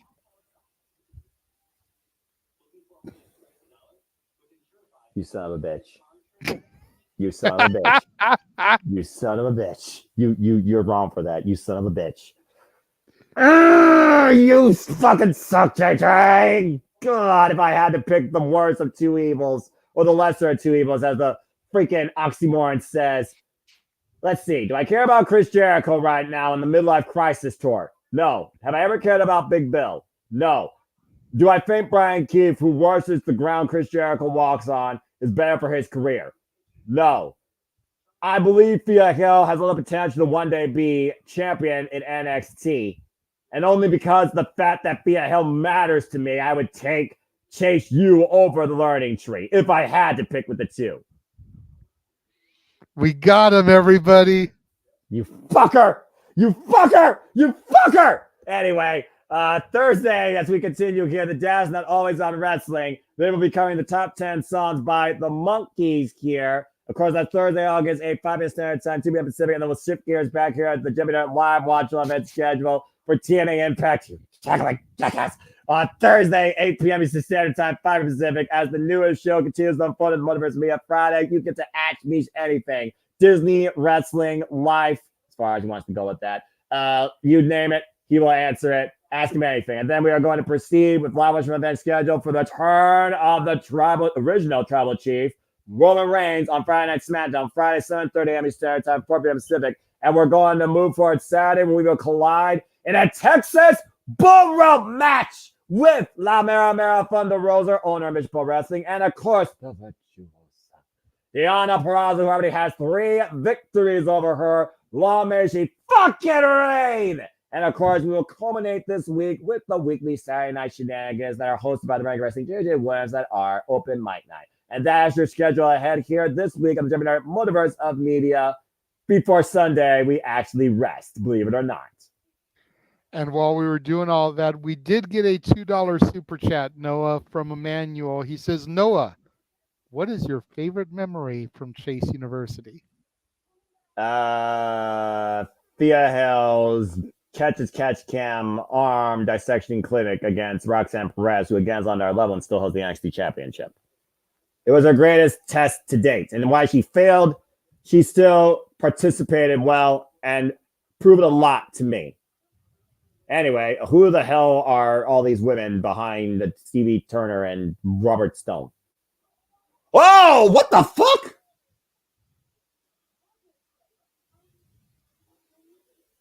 Well, I don't know what the hell that was about. Anyway, Roxanne Perez not being part of this party, wise woman. Ay. And of course, I saw Sean Spears earlier with Brooks Jensen, again, trying to still guide this misguided soul or lost soul, I guess you want to call it. I don't know what the hell's happening to Brooks Jensen. And of course, Good Brothers, no strangers to parties or crashing parties. And, oh, well, I knew this was going to happen eventually. Well, I guess combustible elements finally hit the fan backstage at the Great American Bash Barbecue with Iron Savage 2.0 and the Good Brothers. I'm sure that'll be a tag team match to come here as we, again, refocus now on what's important here. But to come next week, why don't we go ahead and talk about what's ahead for your brand when they cross over from USA to the CW, JJ? Yep. Tuesday, October 1st, from the Allstate Arena in Chicago, Illinois, CM Punk will be part of the NXT broadcast. And the following Tuesday, from the Enterprise Center, St. Louis, Missouri, will feature none other than the Viper, Randy Orton. And of course, WWE sets up for their first NXT live experiences in this brand's history since Shawn Michaels took over ahead of their CW, of course, premiere. Already been announced, already publicized by multiple outlets, including, to your point, the arrival and appearance of those mainstayed WWE superstars. As we go back into the NXT arena and get ready for women's singles action here with Wen Sinclair and Kendall Gray. Well, this should be an interesting match, considering what we saw last week from Kendall Gray, who's, of course, alongside her running mate here, Carly Bright. Again, Kendall Gray. We talked about what she brings forward in athleticism to NXT. Again, straight out of the NIL program, a 3-time NAIA champion for Life University, 2023 finalist for USA Wrestling's Women's Wrestler of the Year Award. So she has all the mat tools to definitely be something here in NXT, looking to level up against Wen Sinclair, who, of course, is looking to prove her worth to no quarter catch crew by any means necessary. Bell rings are underway. This should be an interesting matchup here. NAIA, by the way, folks, is the National Association of Intercollegiate Athletics. Wen Sinclair, of course, an all-rounder, of course, trained by La Mera Mera Thunder Rosa, who, of course, is a background cover in MMA and professional wrestling, and of course owns the Mission Pro Wrestling promotion. Of course, we'll be covering that here next week on the Multiverse of Media for Izzy Moreno's first defense of the Mission Pro Championship against La Rosa Negra. Good luck. Nice head scissors trap there by Winston Clare here. Again, it was Tony D'Angelo earlier that was talking about how, again, he would never hit a woman. Basically, maybe saying that maybe Charlie Dempsey should give Winston Clare a chance. I mean, you bring it up earlier last week for the Heritage Cup. Winston Clare fired up Taman Heights to the point he got a fall on the Don. It was when Taman Heights lost focus, though, that the Don was able to say, forget about it, hold on to the Heritage Cup. He got a fall on the Don in less than a minute when he got fired up by Ren Sinclair. Let's not undersell the amount of time it took him. Yeah, I'm about to say. And when Sinclair was the one that fired him up like that, it wasn't Charlie Dempsey, it wasn't Miles Bourne. And again, Miles Bourne has been taken over. That's crossbody out of the corner for a 2 count. Has literally been tossed over by Carly Bright 2 weeks in a row now. And Kendall Gray, great arm drag takeover there, trapping the left arm of Winston Sinclair, preventing the hyperextension for the attempted Juju Katami, maybe cross arm breaker. And Kendall Gray right now, of course, been really alongside Carly Bright. You can find these two more often than not backstage or on Level Up. Again, next in line athletes trying to become the future WWE superstars today. When Sinclair, though, trying to pick up speed here, the former Maddie Wenzowski. Oh, man! Jumping Bulldog X Factor almost covered here for a 2 count. When Sinclair, 4 years of overall wrestling experience. Trained out, of course, of the Hybrid School of Wrestling. And same school that I believe that Izzy Moreno went to. That is correct. And, of course, we saw that title defended at Mission Pro's last show, the very first show we covered here on Multiverse Media. And look at this attempted bow and arrow here by Winston Sinclair. And right now, Kendall Gray is screaming right now. She's being literally turned into a horseshoe. Modified bow and arrow using the bottom of her boots versus the top of her knees. And now transitioning into the normal full-on bow and arrow here. You see Charlie Dempsey and Miles Bourne watching on from outside. Might be impressed here by this, JJ. Ren Sinclair has to be careful, though, to make sure her shoulders aren't down for the pinfall. Yeah, and again, the fact that Kendall Gray was able to use momentum to literally roll forward for a cover. Nearly catching Winston Sinclair there. Back elbow strike there. And again, Kendall Gray trying to fight back into this match. A beautiful belly-to-belly overhead suplex. Now on the outside, and Kendall Gray, once again, looking to bring Winston Sinclair back inside the ring. And Miles Bourne might want to be careful out there.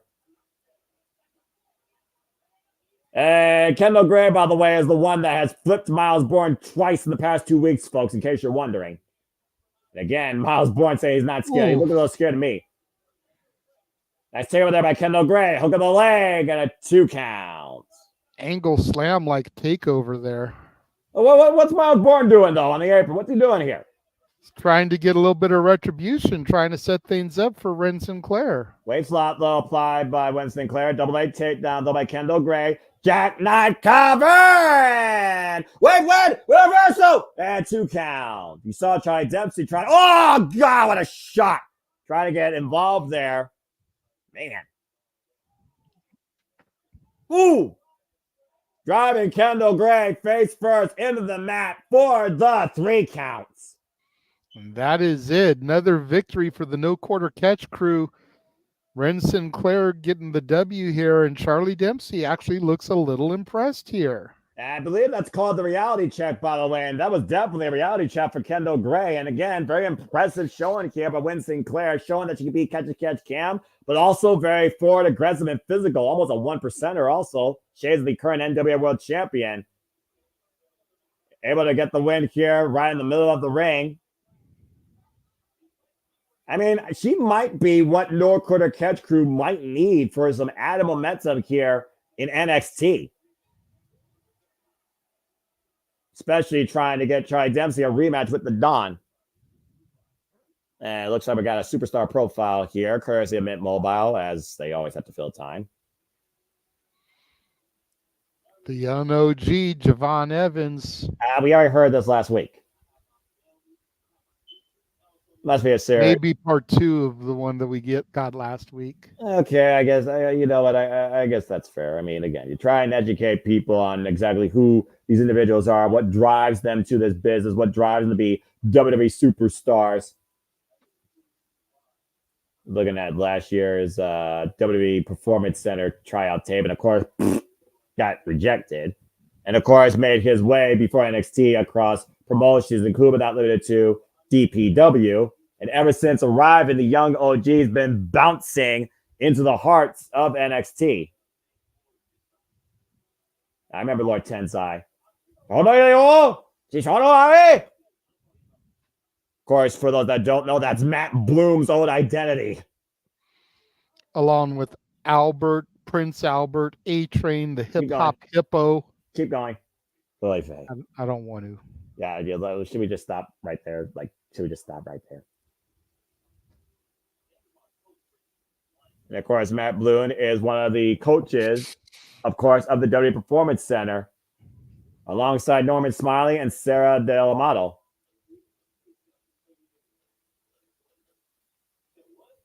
Why would you ask a 20-year-old that?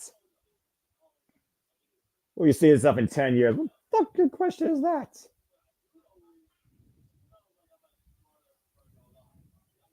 Yeah, again, you've been seeing the young OG grow up in front of you in NXT, JJ. What's your initial impressions of him? I see future right here. I see the same shit in Javon Evans that I saw in Mello, that I saw in Austin Theory when I first saw him. And then we'll see here in a moment if we see new NXT Tag Team Champions, the Rascals, MSK, look to take back the gold for the third time. Our main event is next. Liberty Vision Axiom, MSK, NXT Tag Team Championships next on NXT GAB. Oh, good Lord. I'm going to admit, though, Winston Clare, that was a vicious freaking right hook or forearm. She clocked Kendall Gray. That was one of the meanest shots I've seen Matt Wenzowski at /Winston Clare, fuck W names, bring forward in a long time here. Even Charlie Dempsey's got to be impressed with that, being the son, of course, one William Regal, who will know it's all about the power of the punch. No brass knuckles included. Shoot, if she had brass knuckles, she probably could have literally knocked Kendall Gray's jaw off. All right. Well, again, as we have another commercial break here, of course, here at the Multiverse Media, we don't just cover all the wrestling. We don't cover just all the freaking combat sports and sports. We also entertain you on a quarterly, monthly basis at times, whether we're gaming or whether we're using our voices at the expense of everyone's dignity, including me and Wills that breed controversy. Why do I say these things? JJ, why don't you go ahead and show the other trail of the things that we do at the Multiverse of Media?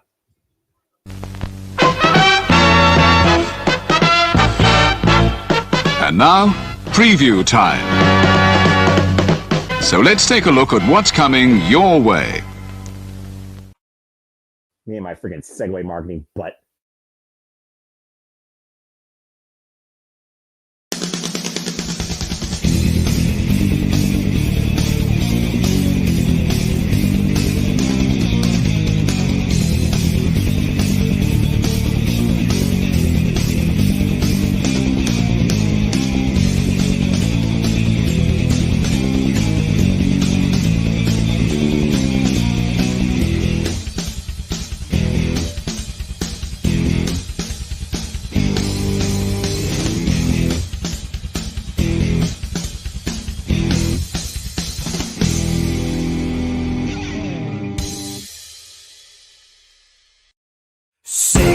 Name and he appears.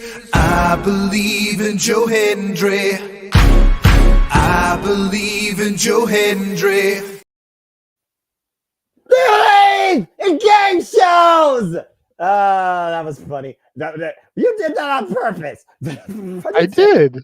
I didn't say his name, but hey, I'm always happy to hear and see Joe Hendry. That being said, yes, folks, here at the Multiverse Media, we engage in all sorts of forms of entertainment, including against ourselves, in the form of game shows and karaoke. The fact that we're going to do Monopoly, I'm just going to say this. I will be the banker. I will make sure things are called right down the middle, but someone make sure it's a virtual board, not a real board, because I feel like somebody's going to try and destroy it. Just saying. I did that with the Joe Hendry thing because I saw one of the greatest trolls of all time today. Somebody on X posted a 3 hour and like 15-minute video. They were like, God. here you go. Here's the entire SummerSlam show. And it started off with, SummerSlam, and here's people arriving. Here's That's Cody wrong. and Pharaoh. That's wrong. And about 10 minutes in, it started Joe Hendry's theme song. And for the entire rest of the video, it was just Joe Hendry's Tron on loop. That is beyond brilliant. That's the greatest Rick Roll type video I've ever heard of in my life. That is so damn brilliant. So I was like, okay, we'll run the OMN specials, and then just before it gets to the warning about the ticker, boom, say his name, and he appears. I believe in Joe Hendry. Oh my God, Lord forgive me. That is brilliant, JJ. Oh my gosh, and whoever did that deserves a medal. As we go, here's Obafemi leaving the PC. Well, speaking of medal.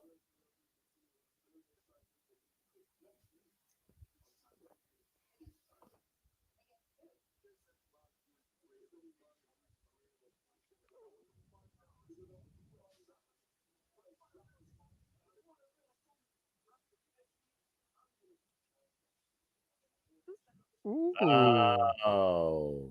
Tony D defends the Heritage Cup next week against Charlie Dempsey. Obafemi.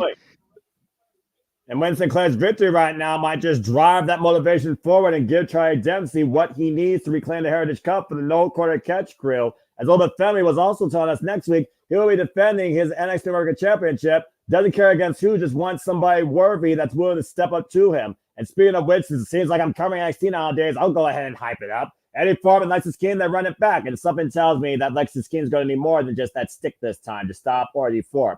And we do have an NXT Tag Team Championship match next week. Chase U gets another chance against the winners of tonight's main event, either taking on Naaman Fraser and Axiom or MSK for the NXT Tag Team Championship. And this time it's Andre Chase and freaking Rich Holland going after it for Chase University. But before we get there, it is time for our main event here at NXT GAB Week 2 as MSK is about to take center stage. Can the Rascals reclaim the gold this time for TNA? Gold that they never lost. And again, we didn't see an image for it, but we did hear back in the parking lot, Obafemi will be defending his title against somebody. We just don't know who. And we, of course, heard Joe Hendry. He will be back also next week, Tuesday. And we won't even need to say his name because he will simply appear because he likes it here. And you got to consider if MSK wins these tag team championships, you're going to get more of the Rascals every week in NXT as well.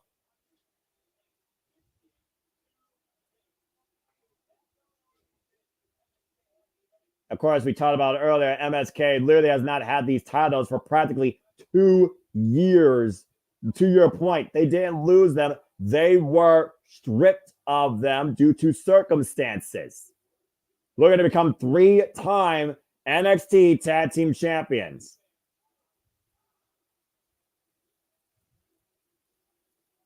This is a very weird intro, by the way. I just want to say that for the record. And I gotta wonder, Naaman Fraser looked like he was on the phone with somebody earlier. My eyes. She's a warning.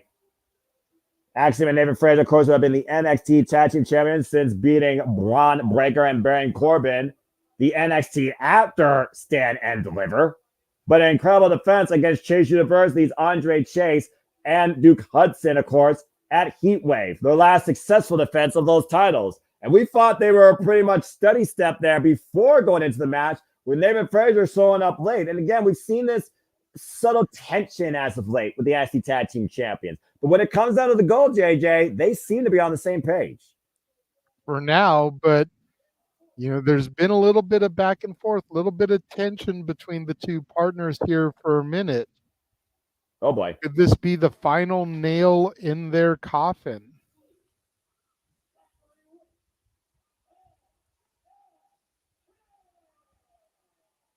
MSK alongside Trey Miguel, the Rascals on full display. Oh boy. Yeah, and you brought up the fact they won the titles at Stand and Deliver. 4 months, solid little run here. 120 days to the day exactly right now. They have been our current WWE NXT Tag Team Champions. Talk about the NXT Tag Team division. You just saw the Good Brothers backstage. Mix it up with Iron Savages 2.0. Of course, this will be, excuse me, bell rings were underway. This will be their 5th defense of those titles, already overcoming Offers of Pain, the D'Angelo family, and of course the OC. And like I said, Chase University. It looks like we're starting off with Axiom and Wesley. And of course, heavy kinesio tape, though, on the left shoulder. Going to have to watch that, particularly. I've always kind of thought that it was never a great idea to come out with something like that kinesio tape because it just puts a bullseye on you. Yeah, but again, you know what kinesio tape does to a competitor's muscles. It soothes them. It subtles the tension. It allows them to have better body control over a very vulnerable body part. Woo! Big drop kick, though, by Axiom. Of course, former Heritage Cup, inaugural Heritage Cup winner, gets a 1 count. Wesley and Axiom starting us out here. Axiom and Nathan Fraser, the 37th NXT Tag Team Champions. Tag made by Nathan Fraser. Axiom stops himself on the ropes, catches Wesley with a kick. Nathan Fraser, student of Tyler Black, Seth Rollins, gets a 2 count. Again, this is everything, though, for MSK. Almost a story of redemption in the fact that Wesley and Zachary Wentz did not have a proper second run. And again, the winner of this match will defend those titles against Chase University, this time represented by Andre Chase and Ridge Holland next week. Woo. That's agility being shown by David Frazier. And again, Wesley picking up speed. Sweep out the leg, lateral press, kick it up 1. Now Wesley looking to follow with Nathan Frazier. Quick exchanges here, JJ, by these two. Oh, yeah. You knew this was going to be fast and furious action here. Whoop. Whoa, and Wesley catching Nathan Frazier off that speed exchange with a big right. The challenge is in control. Of course, Wesley was brought back to this story of reset and redemption alongside his running mates after losing the chance to become NXT North American champion again after coming back from injury and cannot challenge for it again as Logos Obathemi is holding it. Tab made of Zachary Wentz here. And man, again, Zachary Wentz just bronco busting Nathan Frazier in the corner. Hooked on an 8-second ride here. And again, Trey Miguel bouncing on the outside. And he Tab keeps made going and going and going. And all right, going. come on. You got a 5 count. Jeez. Good grief. Covered by Wesley. And a kick out. Good grief. That was a sight to behold, I suppose.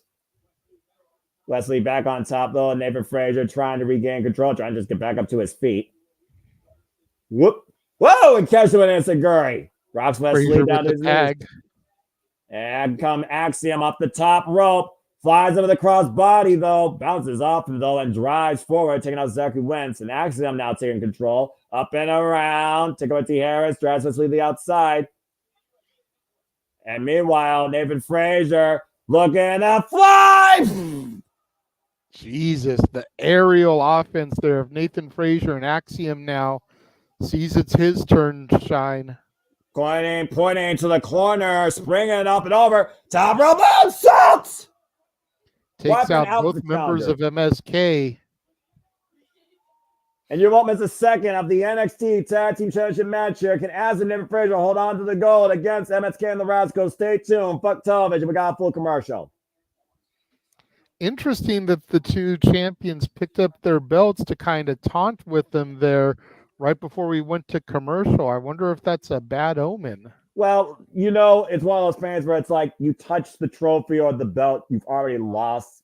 But they are the champions coming in. It also could be a pride favor, being perfectly honest. Let's keep in mind, this legitimately is NXT versus TNA. This is not just MSK. This is the Rascals trying to take the NXT Tag Team Championships back home, preferably the TNA. And back to picture here again. You see Zachary Wentz taking advantage of Axiom. Looking for a code breaker. Axiom able to stop him, though. I'm still in full commercial, so just go ahead. I got you, Instagram. Of course, you can talk about, again, you talked about MSK, you talked about Wesley, and you talked about the former Nash Carter. Now Zachary Wentz, his own story of redemption, getting back to NXT. And of course, since Wesley reunited with his Rascal buddies, The Rascals have been undefeated in trios action. It was literally a trios match that got him in the first place. Cover by Axiom gets a 2 count. Tag. Of course, that trios match alongside young OG Javon Evans. It was the Rascals getting the win, the pinfall victory over Axiom to get this match. Snap suplex takeover there for a 2 count. Nathan Frazier on Zachary Wentz. When Okay, Axiom now I got pinned, picture in picture. and of course, Axiom got pinned, and the Rascals, next thing you know, MSK got a respectable tag team title shot that Nathan Frazier maybe didn't agree with when we first heard about it. I was taken surprised by it, JJ. Oh, yeah. Nathan Frazier had a Canadian maple leaf here on Zachary Wentz, now stepped over to the STO. And you see Zachary Wentz right now still has a lot of distance between him and his partner, Wes Lee. David Frazier remaining in control. Up and over. Wentz looking for the tag. David Frazier taking Wentz. Whoa, man! Hard drop with the side drop. Cover. 2 count only on the outside leg off the back drop suplex. And back to the rest hold, Rear naked choke applied here. And Trey Miguel trying to will on Zachary Wentz to get towards his corner, make the tag to Wesley. Of course, Trey Miguel is a former X Division champion, and alongside Zachary Wentz, 2-time TNA Impact Tag Team Champion. Of course, the current X Division champion right now is Speed My Bills. We are back here at NXT GAB. I hope finally we took our last commercial break again. Fuck television for life. Again, JJ Williams, Mo Foster on the call. Jimmy live watch event schedule here as we cover NXT GAB Week 2. The conclusion, MSK from TNA taking on NXT Tag Team Champions Nathan Frazier and Axiom. And again, reaching for that tag, maintaining wrist control, though, keeping him a hand's length away. Standing switch, though. Frazier up the second. Oh, man! Huge super kick by Wentz there, taking down Nathan Frazier, and this is exactly what Zachary Wentz needs to get the hot tag to Wes Lee here. And take a look at the replay here. Picture perfect timing by Wentz with that super kick, catching Frazier while he was upside down. Tammy to Axiom, Tammy to Wes Lee. And Wes Lee right now picking up speed here, walking on the west side of things here. TNA and NXT combination here with a snapmare. Drop kick to the shoulder blades, back of the head. And the fire within Wes Lee is on full display here. Oof. Kick to the jaw. It's a great back of the head. Snap suplex. They got their eyes on the prize. Cover. Dip hook of the leg. 2 count on the champion. We're literally half a second away from crowning new NXT Tag Team Champions, JJ. Of course, tonight we saw Pete Dunne beat Trick Williams. We saw Kalani Durham retain her NXT Women's North American Championship against Tatum Paxley. Ooh, Wentz catching action there. Returned his NXT Championship against Oro Mensah. Great awareness there by Axiom, preventing the attempted backstabber double stomp combination by MSK. Now Wentz is legal with Axiom, catching with Enziguri. Of course, we saw Joe Hendry also beat Joe Coffey, and Wentz Sinclair beat Kendall Gray with a ridiculous reality check, almost a 1%. What the hell is this? Avalanche Spanish Fly! And the Phoenix may rise from the opposite corner. Phoenix splash by Frazier into the cover to retain. Wesley saves the matchup. Last possible second there. Jesus, I almost thought the champs had it. Unbelievable. Look again at that Phoenix splash. Beautifully executed. Got all of it. Deep hook of the leg there. Doesn't get close to that without the bell ringing. Axiom now back with Wes Lee. Oh, God. Clocked Axiom there. And Wes Lee, though, David Frazier might be looking for the snap. Oh, no! Super kick from Axiom takes out Nathan Frazier. Wes Lee gives one to Axiom. This might be the moment. This might be the time. Cutter out of nowhere. Wentz in the cover. Kick out. Holy shit. How the hell did Frazier kick out of that? That was pure instinct. That's this is awesome. I agree. That's not Nate's sixth sense, clearly. Tab made now to Wes Lee. And we might be one move away. Hot fire flame! Wes Lee with the cover. Axiom saves the titles. Man. I don't know how the hell Axel was able to get back in there in time, let alone how Fraser was able to kick out of that last big cutter out of nowhere by Wentz here. This match continues, though. West sent to the outside, crash against the announce table. And right now, we're with the two legal men here. Wesley, person top rope. Drop kick by Fraser. Turns Wesley up and over. Uh-oh. What the hell? Fraser going for here? He's got Wesley stood up on the top. I sense disaster. Superplex! Float over. Maybe looking to hook him up. Oh, super kick brainbuster combination. Axel with the cover on Wesley to retain kick out. Wentz was just outside from breaking it up. That was pure instinct by Wesley to kick out of that. And that follow-up move might have did it. Axel with the cover. And the champions retain. What? What a match, though. I don't believe it. I gotta be honest, I don't either. Split-second margin of error and time there for Wentz to try and come in for the save and was unable to.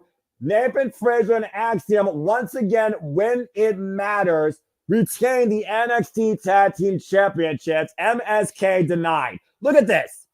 That setup for that follow-up running drop kick. That's what it took. Deep hook of the leg. Wentz just outside for the save. Wesley down for the 3 count.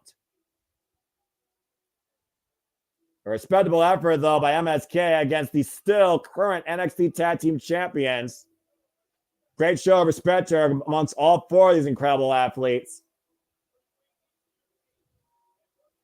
And we got to remember now, we know for sure it will be Axiom and Nathan Fraser defending the gold against Chase Hughes, Andre Chase, and Ridge Holland next week on NXT. And again, Wesley unfortunately denied again. And Zachary Wentz and Trey McGill trying to hoist up their fellow rascal. A phenomenal effort. You know, where Wesley go from here? Where do these 3 men go from here?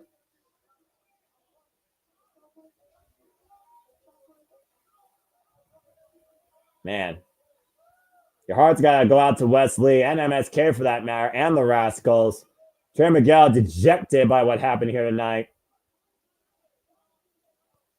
Oh, shit. Oh, what the fuck?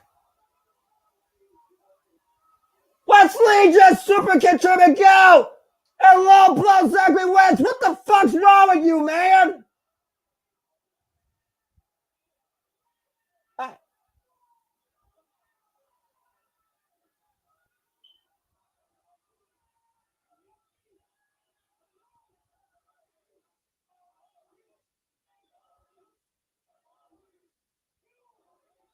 He keeps screaming, "You left me alone."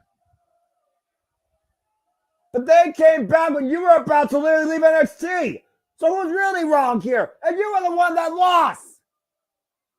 What the fuck does this prove?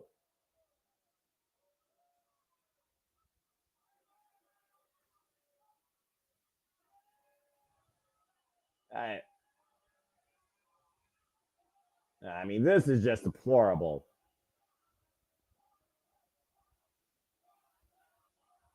And Trey Miguel trying to get back up to his feet. Wesley grabbing him by his hand. Body shot. Trey Miguel. Oh, come on. Don't do this. Oh, my God. Trey Miguel driven hard through the damn barricade. We talked about fire woken up inside Wesley. Now it's just an anger. Fuck God, a rage of fury. Double knees against the still recess of Zachary Wentz. And Wesley has literally wiped out the Rascals.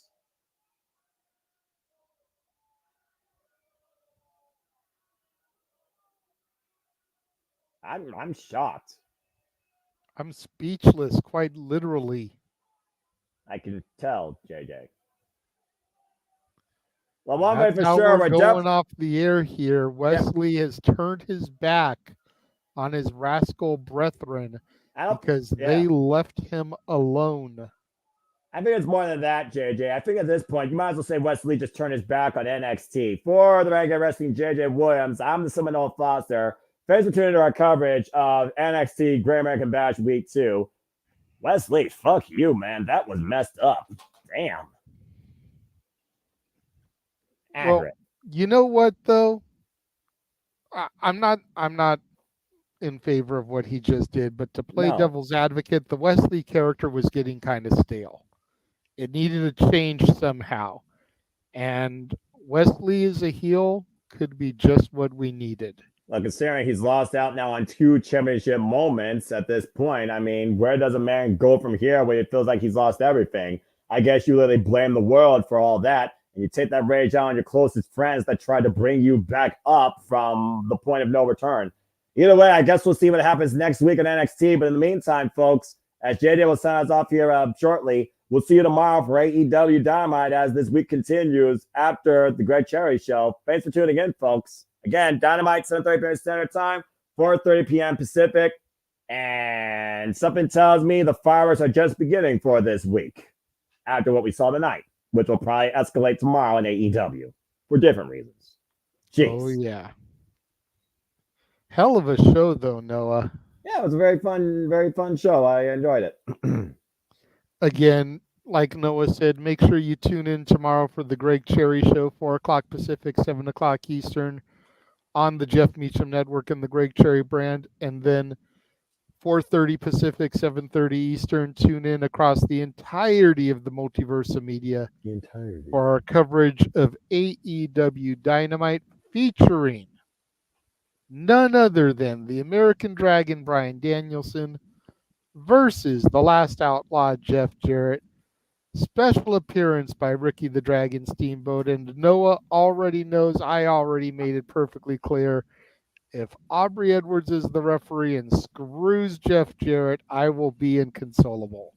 And I'm going to freaking just go off on your ass, because how do you fuck up a no disqualification match for the up team top? You know, I'm just going to leave it alone. Stay tuned tomorrow, folks. You might be in for some fireworks here at the Multiverse of Media, and Jeff Meacham won't be able to stop it. That's right. So, for the man whose name is on the marquee, Jeff Meacham, who was unable to be here this evening as he was putting priorities over passions, as Noah likes to say. Respect. For the simple man, Noah Foster, I am the Renegade of Wrestling, JJ Williams. Thank you for joining us for our coverage. We will see you guys tomorrow. The Jeff Meacham Network's Multiverse of Media. For over 15 years, the recognized symbol of excellence and the standard bearer in coverage of sports and entertainment.